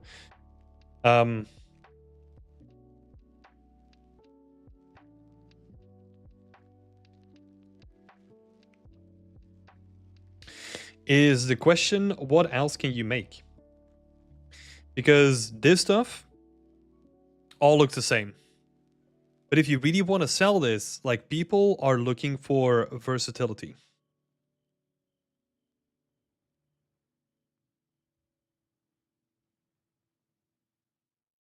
Right? So what are you offering in terms of like versatility here? That is honestly the most important thing that I'll say about this pack. Because right now, it looks cool. You have the beaches, you got the sand, you got the rocks, you got the houses. But like, what else can you do? And to test this, you just have to make like more scenes, right?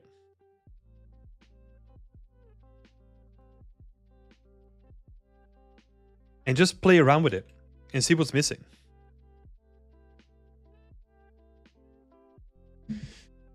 Yeah, sort of like interchangeable in this example, right? Like reusability as well. Like I think the reusability is like pretty on point here. But I want to see like how much more you can create with something like this, right? Because like you got to see it from like their perspective where it's like, okay, like I know that I can create this, but if this is not 100% what I want to create, then I won't buy the pack, right? Because it's the only thing that you can do with it. So versatility is key. Like, how are you gonna make sure that like people get the most bang for their buck, right?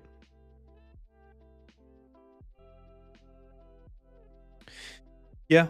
Oh, yeah, I guess like reusability in the case of like what sort of material reuse can you have? Like what sort of like adjustability and variation can you create? Yeah, if you look at it that way, you're both right, Hendrik and Cole. I didn't look at it that way. I was just too stuck in the versatility lands. Yeah.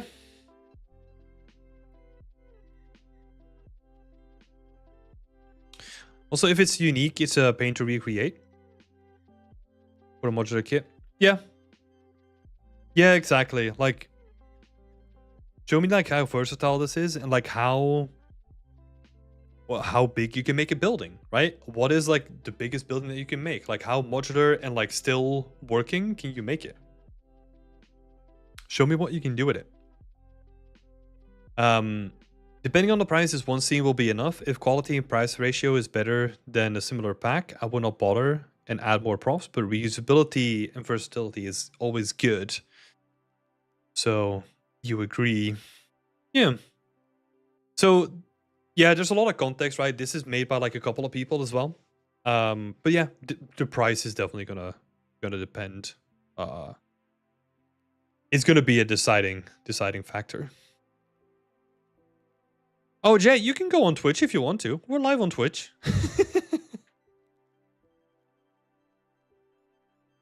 Good to see you, man. Yeah. But if you're looking, like, basically the way that I look at things, especially for like a marketplace asset, is I want to play around with the pack as much as I can so that I can understand where like the limits are of the pack and maybe see if I need to expand on them or if that's like an acceptable limit that I set for myself, right? So yeah, that's what I would say. Some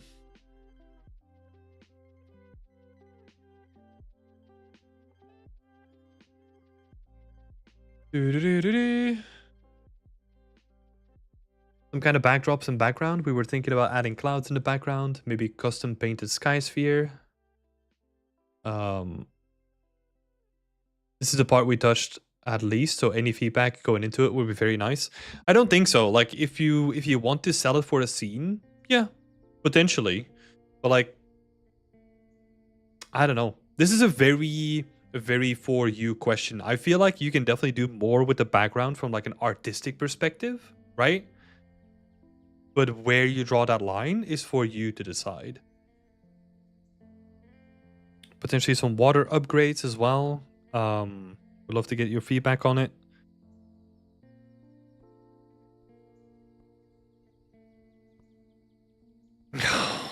Oh god.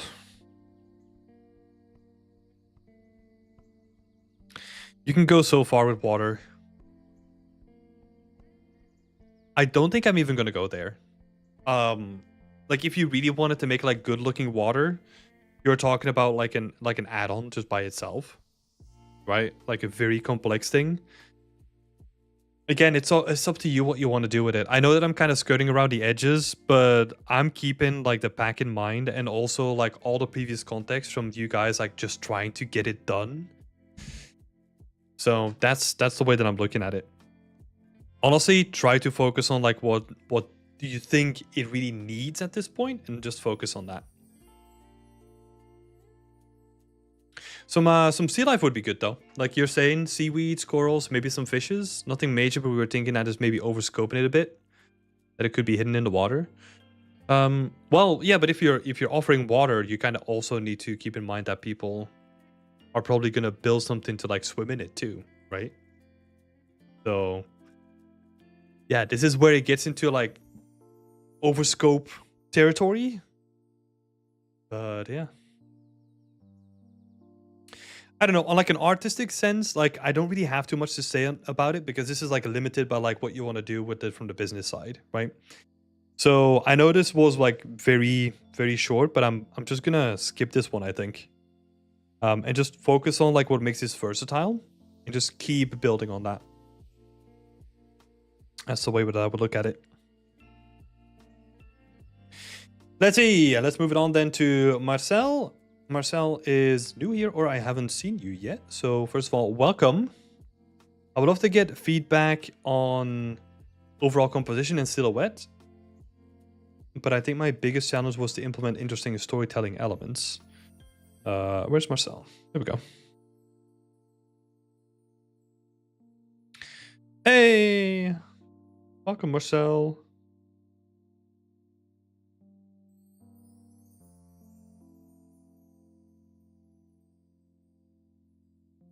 Yeah, the silhouette looks pretty interesting. Like, it also depends on what kind of style you want to go for, right? So, because you're going with like a more realistic style, like I like what you're doing here. Like the main thing that I would say is try to make things like less 3D, right? Like less straight, less uniform, by just doing small changes, right?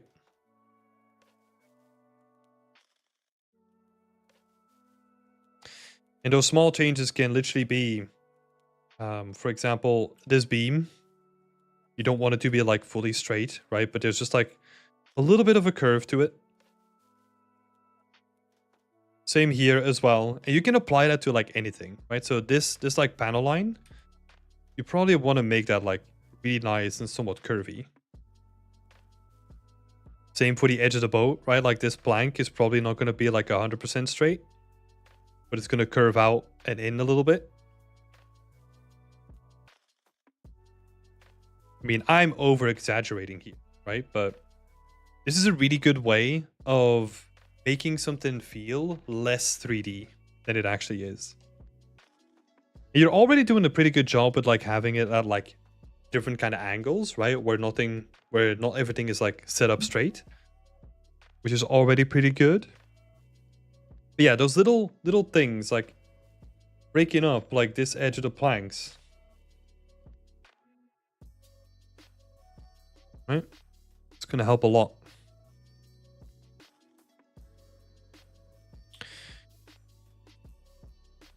Yeah.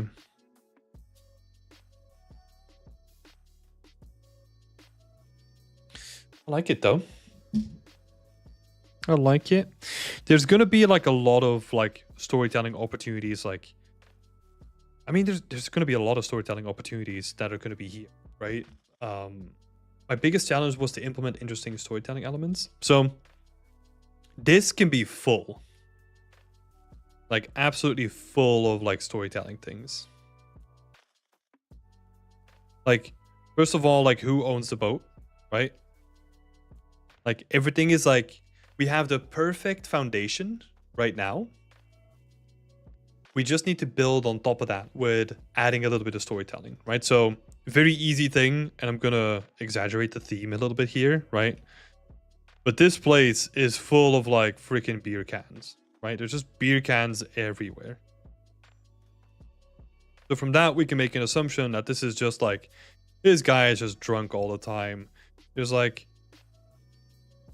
packets of booze like on the floor. Like you can really make like a really interesting story, right? By just adding, like sprinkling in like a little bit of props, doing that kind of stuff here and there. Yeah. What I'm not sure about is if I go into tileable textures at all for the wood planks on the floor, for example. Oh, you need to. You cannot do this in a unique way. You cannot. Like, you need to break this up into... You need to break this up into, like, all the different surfaces and how you're going to approach them. Right? So... where do we begin?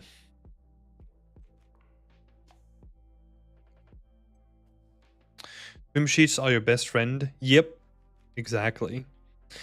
So the way that I would look at it, I'm going to see if I can generalize a little bit here, right? So the biggest surfaces, big is tileable. And then medium, I am generalizing here a lot, is trim sheets, right? And then the small stuff, well, like, I'm not going to say small, I'm going to say unique. Is unique. I know this is weird, but... Hotspot texturing, baby. Check out Half-Life Alex for examples. That could work as well. It is... Look, we have to be careful of the context of the person here, right? Because sometimes, like, going from, like, tileables to, like, full-on hotspotting is, like, a leap that is going to be confusing to a lot of people. So that's why I would recommend doing trim sheets first. Trying to get that working.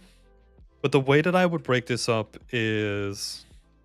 Let's see if we can grab, like, a couple of colors. It is a really good recommendation, though. So, big tileable stuff.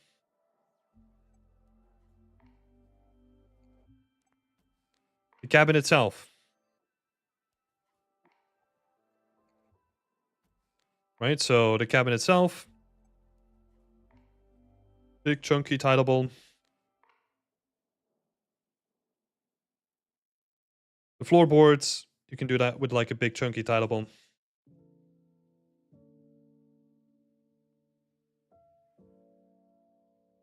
Because you can reuse like things between surfaces then, right? So that's gonna be nice.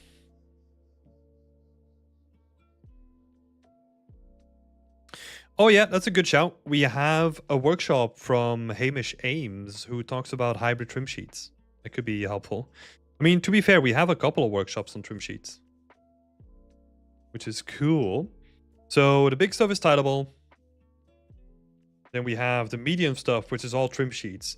Trim sheets are a good way to reuse like little strips of like your texture. So usually a trim sheet will look something like this, right? And you just have like individual strips laid out. And then you can just like map anything you want on those like little strips. So for example, these wooden beams, that could be on there. The wooden planks as well.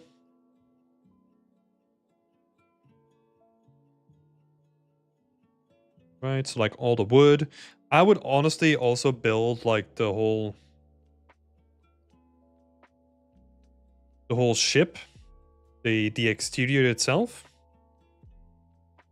out of trims too. You can do this like plank as well.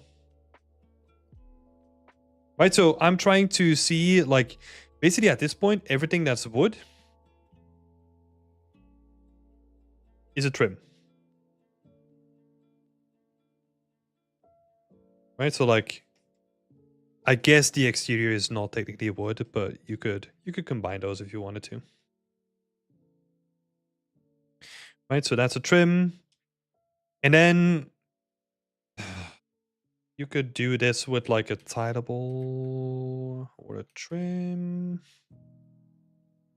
Probably do a tileable for those guys as well. So that stuff up there, so tileable work. Cool. And then like we got stuff like this, like the window frames. That stuff is all gonna be trims too. And then the rest of it is gonna be unique. Unique as in like I can make like one wheel and then still like reuse it, right? Like I'm gonna assume that they're gonna be like unique textures.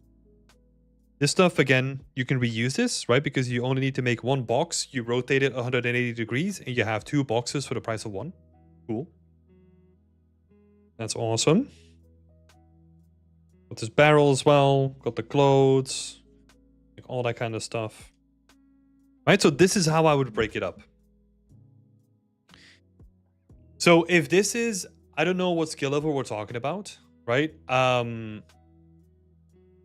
Just realized I would get banned for posting a Beyond Extend Twitter link. I still haven't figured out how to like allow people to do like links apart from actually making you like a moderator or something like that. But yeah, this is the way that I would break it up. And depending on your skill level, if you have no idea what a trim sheet is, how to do like high to low poly work, you might need to take a step back and start with something smaller first. For example, like an individual prop, or trying to make like some of the wooden pieces with a trim sheet, right? Because this is a big project. It is going to be a big undertaking, and it's going to take you a lot of time to make this look like really good.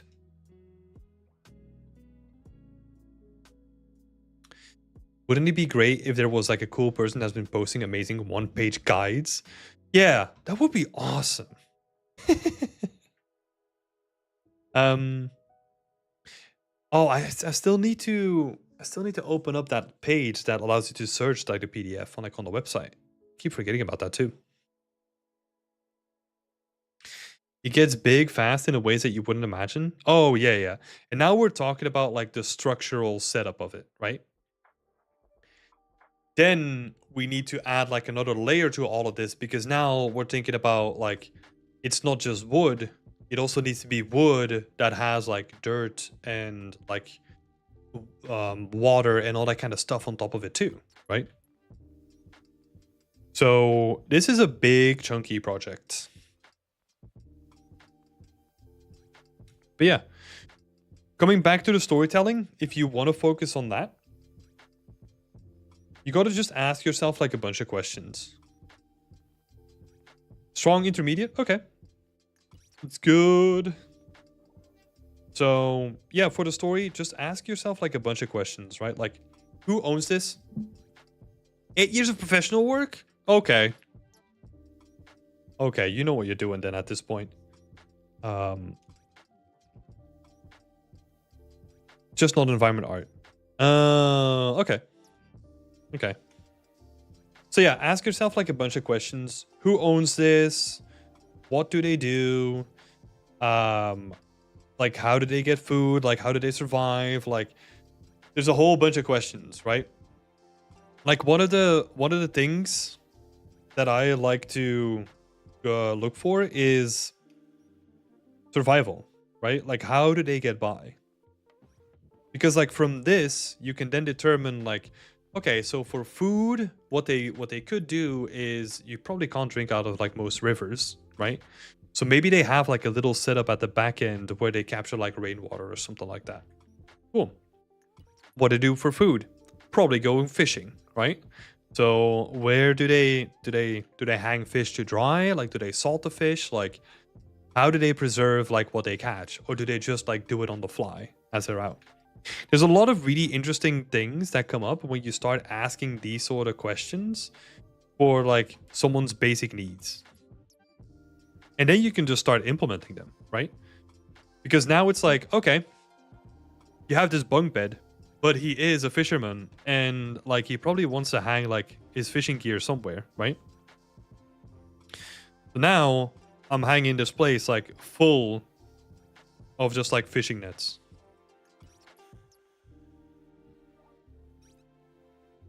Right? Which is also like a really nice organic shape, which can really like spice up like how things look, right?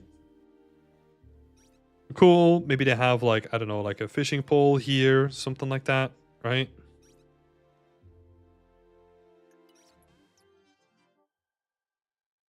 And from these questions, I can get like a whole bunch of like really interesting things that I can start implementing in that interior as well.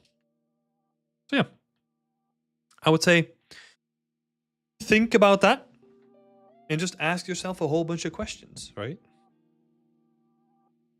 Yeah. Thank you so much for becoming a member as well, Marcel. I appreciate that. And thank you for posting your work too.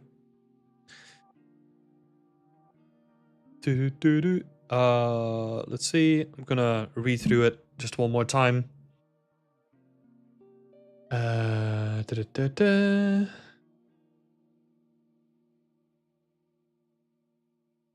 Oh, okay. Yeah, you're talking about trim sheets and all that kind of stuff in here, so pretty confident that this is gonna have like a good outcome.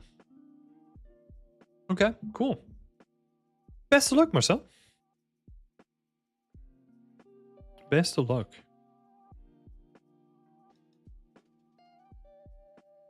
And we're gonna move on to George.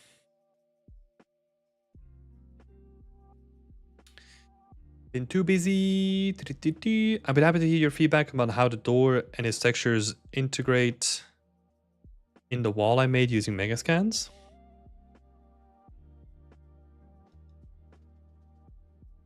Glad to hear it. Lots of good tips and tricks. Really good guys on the homepage. Yeah. Thank you so much. Maybe I need more detail on the door's textures. What's your opinion on that? Also, what images would you discard? I will add more details on the wall and probably replace the pavement too, as I simply don't like it. Yeah, like the blending between the actual wall, like I'm really not a fan of. Like this is not a wall that I would like. Maybe there's like an older wall that you can pick, because this feels like too new to be like embedded with a door like this.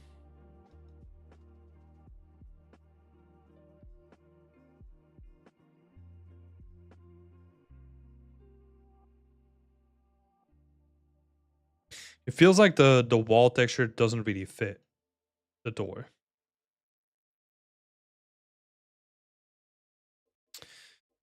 And yeah, same for the floor texture as well. Definitely would replace it. Feels a little bit weird. There are some pretty good examples out there of like these like simple looking doors, but like you can really elevate them to the next level by also making the stuff around it like a little bit more interesting too. One common technique is having like a shadow caster.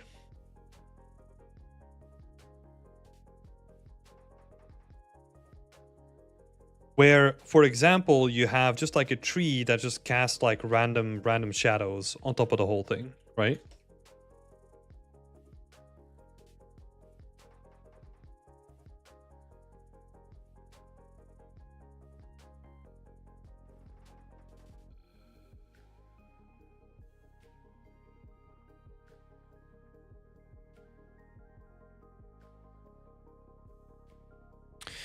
So that could be interesting to elevate the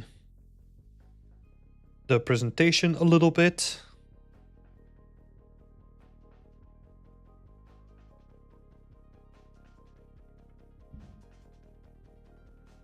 This door looks like it could be one of those large stone block walls, like from a Gothic monastery. Yeah, exactly. Not like an old brick wall. Kind of feels, I don't know, a little bit weird. The scale of the texture is off or between the objects. I don't think so, but it doesn't do a good job of like portraying the scale of the whole thing.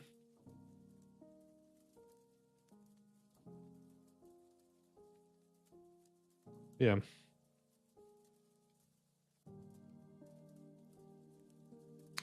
Yeah, I think that's the thing. Like, just the textures that you added to it, like, really don't match like the door that you've made.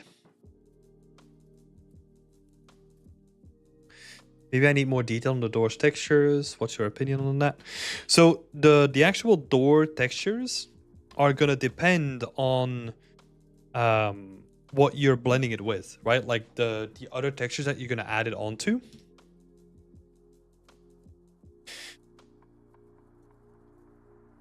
And I think there you're gonna see like a match or a mismatch between the two. So then you can do like another pass, I think.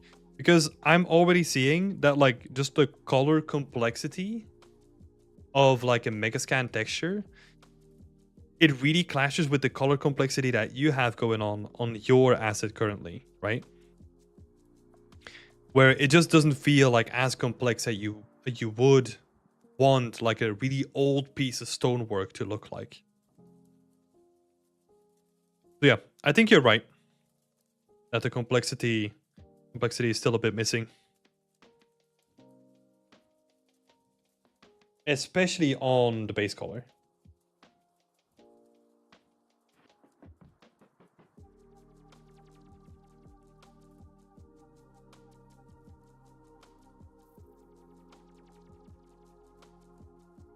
So yeah, I think you're right. Also, what images would you discard? That's a good question.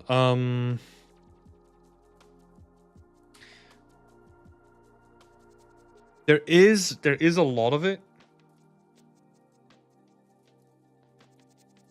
where I'm technically not a fan of like these three guys because they're literally the same, just like slightly rotated to camera. So I would probably cut out. I don't know. The choice is yours, but I would probably cut out like 2 out of 3 so that you have one main image, right? And then you got a couple of detail shots, which I quite like. Yeah, but play around with the presentation, play around with depth of field, play around with like the shadow casting, like try to elevate it to the next level, right? I'm gonna quickly see if I can find like an example.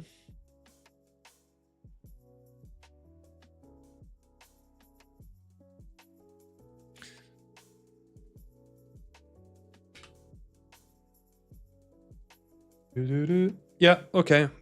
For example, this guy.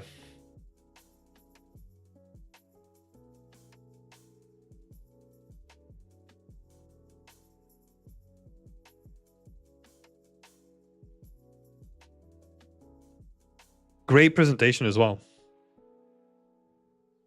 But that's it, right? Like, you can see that they wanted to present the door, but then also went above and beyond by like doing the stuff around the door as well and making it like a complete picture. So you might have to do the same thing there as well. Oh, the night shot looks so good. And also just like the complexity of the colors, right? Like especially on the wooden door, you can see like how complex it gets. Like the layering of like all the different things that affected it over time, right? Yeah. Have a look out for some other people out there and see what they do with like their presentation, right? Yeah. Best of luck, George. Best of luck.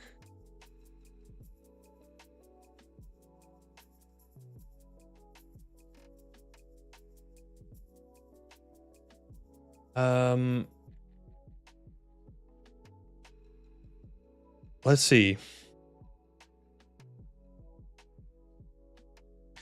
So Rock Lee is next. I was just reading the context that was in like the picture.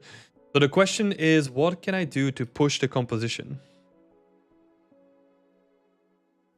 I mean, the composition is pretty much like set in stone at this point, right?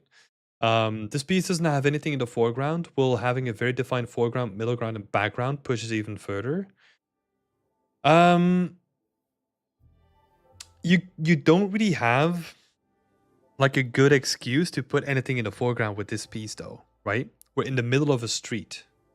So that becomes like very hard to have something that is like logical in the scene that is gonna act as like a foreground element, right? Um so yeah, that is gonna be very tricky. I do like what you did with the atmosphere though. Like we're getting like a little bit of diffusion going like in the background, so it's not as apparent anymore.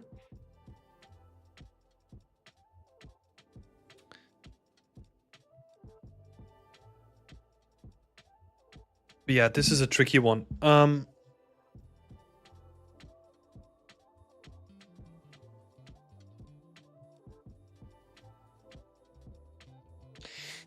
Because currently this piece is really limited by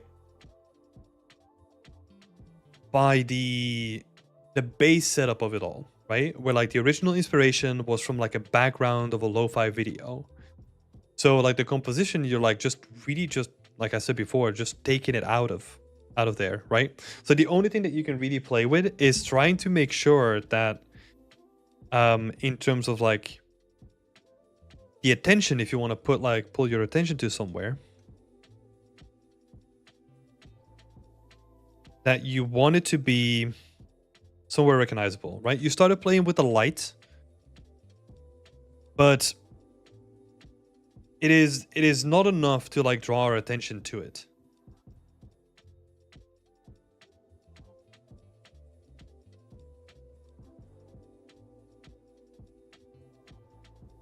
So yeah, I would say that in terms of like composition, you're pretty much already set into it, right? Like we can't really, like a composition is like very fundamental to a scene. So I'm just gonna say that for a composition, we need to define like our focal point, right? Like what is it that is gonna be like the end point of the person who's gonna be watching this, right? Like what is the goal, like the visual goal that they're working towards? And then we can kind of break it down into like all the separate little things that we can do to support that goal. And that is leading lines, the lighting, the colors, the details, like all those kind of things we can kind of use, then like support your focal point, right? That's like a very, very quick and broad overview. But what is happening now is that, for example, if we look at the colors, right? There's a lot of colors happening all over the place, but they're not really guiding us towards anywhere, right? So the colors are just like a little bit all over the place in terms of like where we want people to focus, right? Because we have something very bright on the left and we have something very chaotic on the right. So that means that even though we have like some atmospheric diffusion going on, and that is doing like an okay job in like trying to reduce like the amount of like colors that are happening in the background, there's still a lot of chaos happening in the foreground where it feels like it's undirected. It's not pulling us anywhere specific, right? So for example, one way of, let's see how I can quickly do this.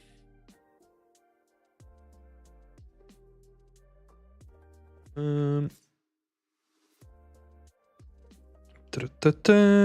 gonna turn this to black and white.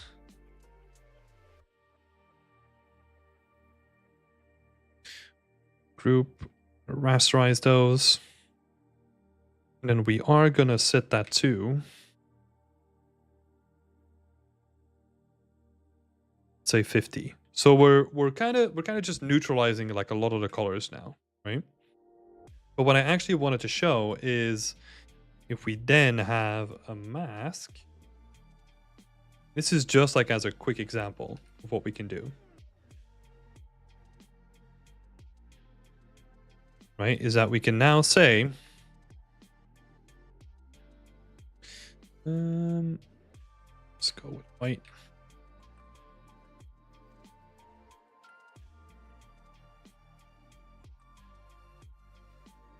Just doing what I wanted it to do.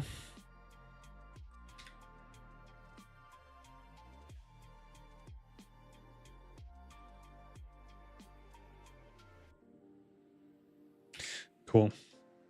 So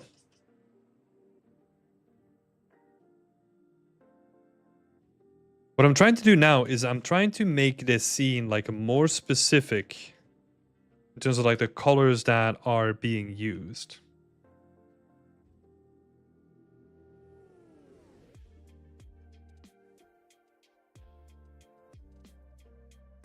Right, so this might be like a very bold example, right? A very I don't know, over the top example, but this would be one way of directing someone's like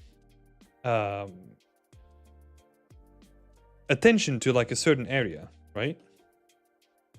God.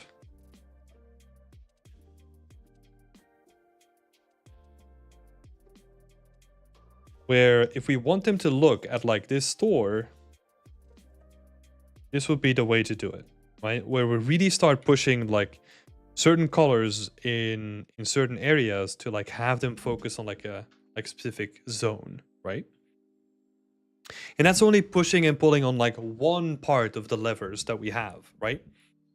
So ideally what you can do, also the same thing with the details as well. So like wherever you want people to look, you stack up more of the details and you cluster them better together. And then you kind of leave like an area of rest around it so that people get drawn into it, right? I would say as an exercise, you want to try and make it like a little bit simpler for yourself in the future, where you start focusing on like the individual things in like a smaller scene rather than just having like a massive scene that has like everything in it, right? I know this was like very broad and very open, but I hope it was helpful nonetheless. So we can kind of see what happened here. And again, like this is an over... Like I'm really trying to make it like really visible, right? But even if you do it like in a very subtle way, you can kind of see that this already helps a lot with just directing the attention towards like where we want people to see. Because what is happening in the current scene is that there's still a lot of noise happening. And we need to find ways to clear up that noise and make our focal point like better. Jay is saying, unless you make a character cycling or something, but that's a pretty big undertaking. Yeah. Or what I was thinking, maybe looking out of like a car window or something like that. But yeah, I don't think that would necessarily make like a lot of a difference though. It's more about like just the overall chaos of the whole image. Yeah. Take it step by step. Look at other people's work and also look at, for example, I love looking at classical paintings because they're the masters of like how you can direct the attention somewhere, right? Try to look at those things and try to break them down.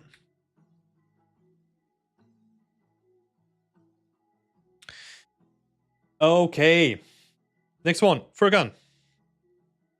Let's have a look here. Got an interesting looking scene. I like the colors of it already. First time sharing and asking for feedback. Oh, welcome. Welcome to the community. It's a bit of a late stage of a project, so I wonder about ideas how I can push this more. I put in the concept image. I'm trying to get as close to it as possible, but not completely copying it. It would be lovely to hear something about the lighting and the mood. I think the first thing that really strikes me is, first of all, like you have some really nice colors already.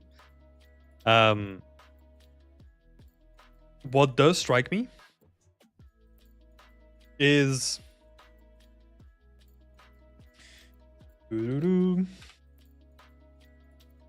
that in the concept art, you have this very clean like contrast between orange and blue.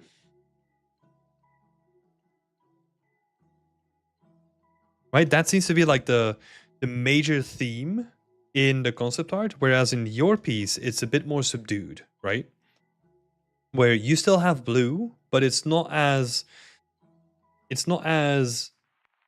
yeah, outspoken as you have it in the concept art.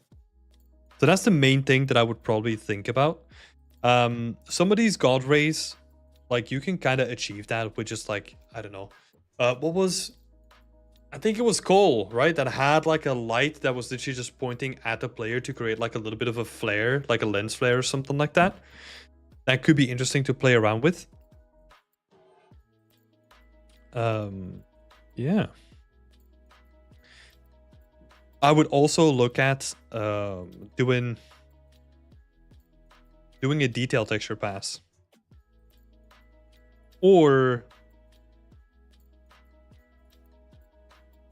doing decals or something like that. Because the thing that I like is that you have like these pockets of like heavy damage on the pillars, right? Which is like something that you can create with, like I said, detail normals. Or decals as well.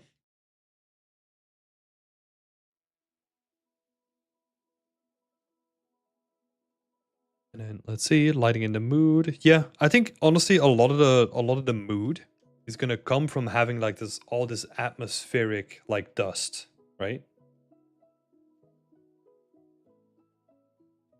Try to find like a good pack on like the Unreal Engine marketplace that gives you like, I don't know, some sand or something like that. To really push it to like the next level. And play around with like some of the atmospheric effects that you have too. Yeah, what's also gonna help is doing more stuff like this, where you have like the sand like influencing the actual surrounding elements, right? To be fair, this blend looks really nice. I really like what's happening here. Maybe just adding like a little bit more of geometry, where you have like a bigger sand buildup. And these are literally just like little planes. You can almost make them, if we're just looking at it, like this could literally be like one of those sections where you have like just a mesh that kind of just goes up like this, has like two mounts on it, and you can just like stack them into each other. So then you can kind of push one here, you can kind of push one here, scale them up and down. Maybe you can do some fancy like world projection mapping where you're doing it like world space, which is always in line with like your ground texture. That could be cool as well. Or if you just have like a terrain underneath it, you can just like simply paint on top of it. But it looks like you're already doing something with meshes, I think. Let's see.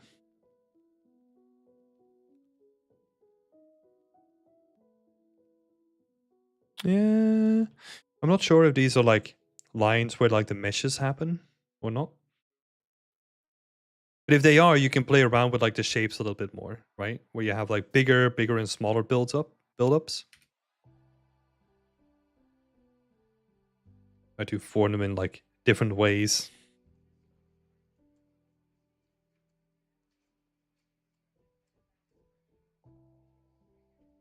Those are some extra meshes. That's cool. I like that.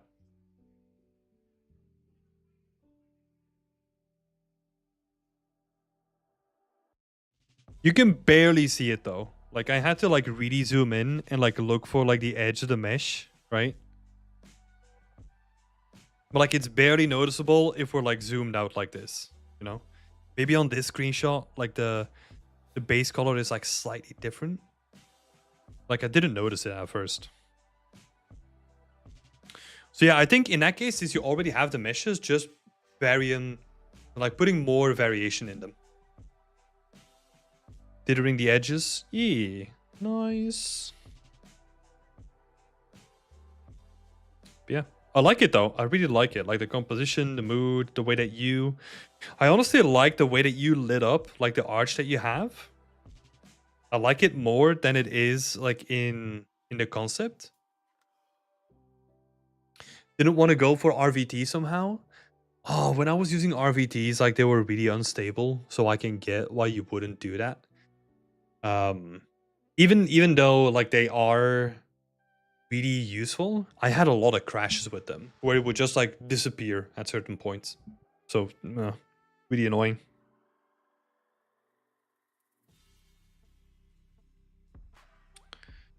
Yeah, I like it. Let's see. Also welcome any feedback on the materials and textures, especially if there's something I may have overlooked or need improving. Yeah, I think the textures and the materials kind of comes back to both doing like more damage, right? Like the damage that we talked about, and then also like bringing out the blue.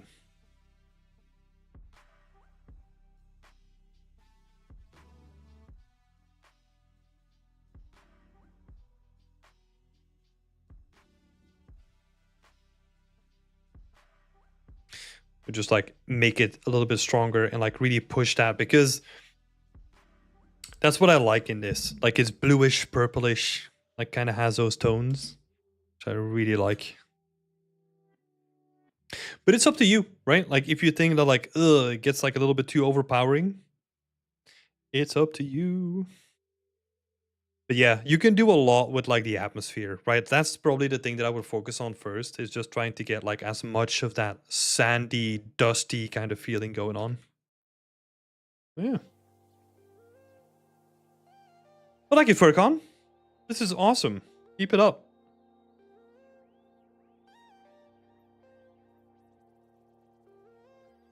Last but not least, we have Joe. Go with the render times. Wondering what people thought would be the most appealing thumbnail.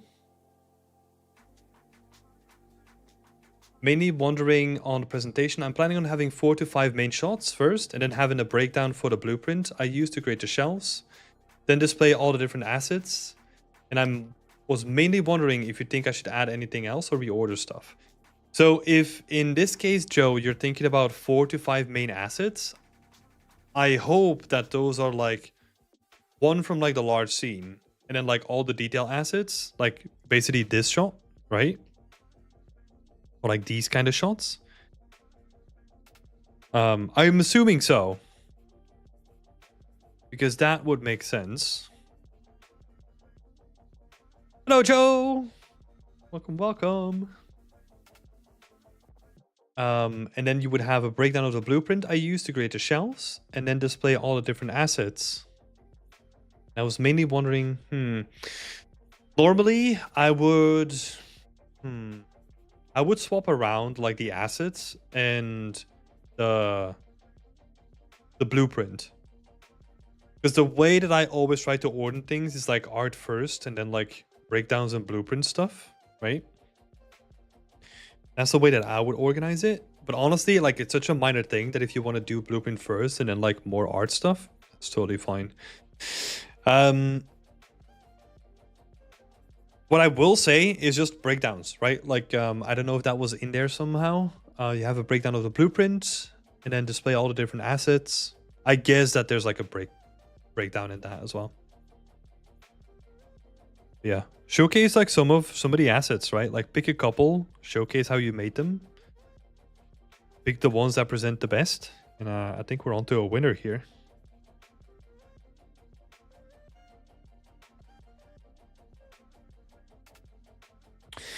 And then the last question here was thoughts on the most appealing thumbnail. We got a choice. Okay, I'm gonna bring them all into screen, and we're gonna say 1, 2, or 3, so you can get to vote as well, chat. So we got 1 on the left, 2 in the middle, and then 3 on the right. Your time goes now.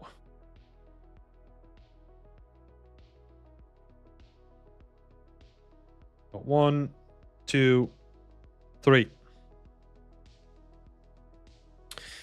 Go saying 3. So we got 1 vote for 3. Do I reserve my vote to the end, or do I vote already? McFall is saying 3 as well, so we got another vote for 3. Yeah, this does remind me of like Ollivander's one shop as well. Who was doing that? Like we had someone in the community that was doing like Ollivander's one shop like a while back. That was looking really cool as well.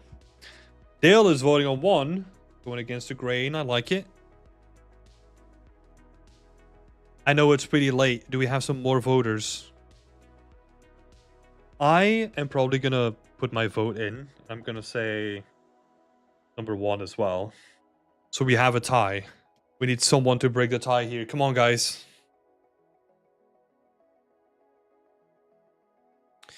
Let's have a look at what other people voted. Archie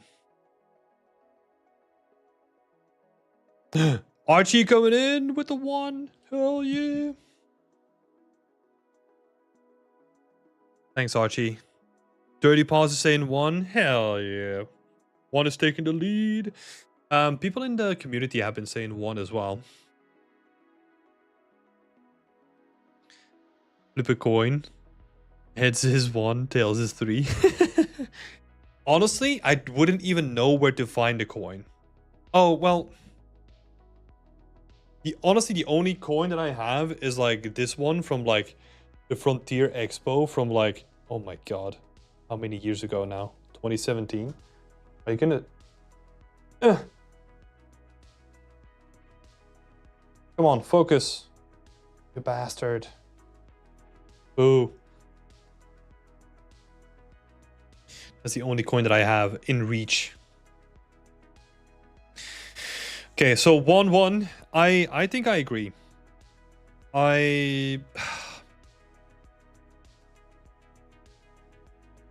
Yeah. It is pretty close though, I gotta say. Like 1 and 3, they're both really good. I feel like 1 does a really good job of just like striking you with like the scale of the scene, right? It just has like this impression of awe where it's like, oh my god, this looks crazy. Where like 3 still does look the same, but it's more focused on like the nice asset that you presented in front of it, right?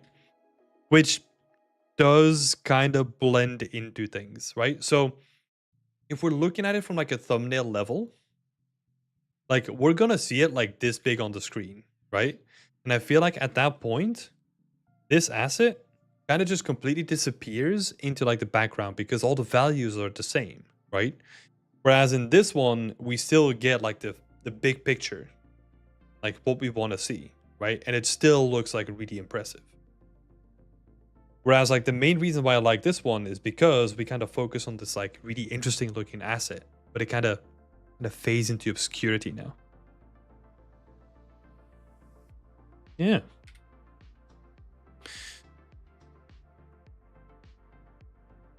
So yeah, I would say it fades out, and then to your first comment, show breakdowns, right? Just like I assume that you're gonna do that, like showcase like a single asset where you said like, hey, do the poly count, UV, textures, all that kind of good stuff, right? Showcase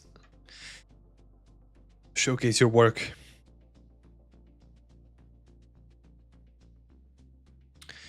That's a valid point. My thought process is you kind of want to tease the scene, not show it all in the thumbnail. Yeah, so normally I agree with that too, right? Like normally it's quite nice to have like this impact of like, oh, this is like really nicely detailed, and then you open it up. Whereas I don't think this scene has a lot of opportunities for that because there's not this interesting focal point, right? So for example, if we look at another scene, let's say you have like a cassette tape player, right? And you see like all the nice roughness variation and all the stickers that are added on top of it, and you get like lots of like really interesting details on a single prop. If you click on that and then you see like a full scene, it's like, oh shit, this is a whole scene. This is awesome. Whereas this is more like a scene showcase, right? This is not built around like a hero prop necessarily. That's at least the way that I see it. Because normally I would agree though. Like normally I like it when you kind of have a tease moment, right? But then it needs to be something juicy that we tease, right? Okay, cool. Thank you, Joe. Best of luck with posting it. Yeah. And I'm looking forward to seeing the final presentation. It's always like the fun part where you see like people's work, like scrolling down on it. So cool. It's going to be awesome to see this. And that is going to be it for this week. So I'm not going to make it any longer than it needs to be because we went over time again. At least it's not like 3.5 hours. So, hey, who's counting? But yeah, I just want to say a massive shout out to like all the people that like presented their work. The work was freaking kick-ass as always. It's always nice to see updates. Bunch of beautiful things on display, which yeah, I can't wait for them to end up in like the stream intro, you know? It's kind of nice that I just like packed them in like the stream intro and just kind of like see like a slideshow in the beginning. It's so awesome to see what people make. But yeah, that being said, thank you all for being here. I wish you all a nice evening, and then I'll see you all in the next one. Bye-bye. Oh, don't feel bad about not working on your scene. Yeah, wish I had more time to work on my scene. It's always been 2 months. You'll get there. You'll get there. New scene for feedback next week. Let's go, Joe. Looking forward to it. Bye, people.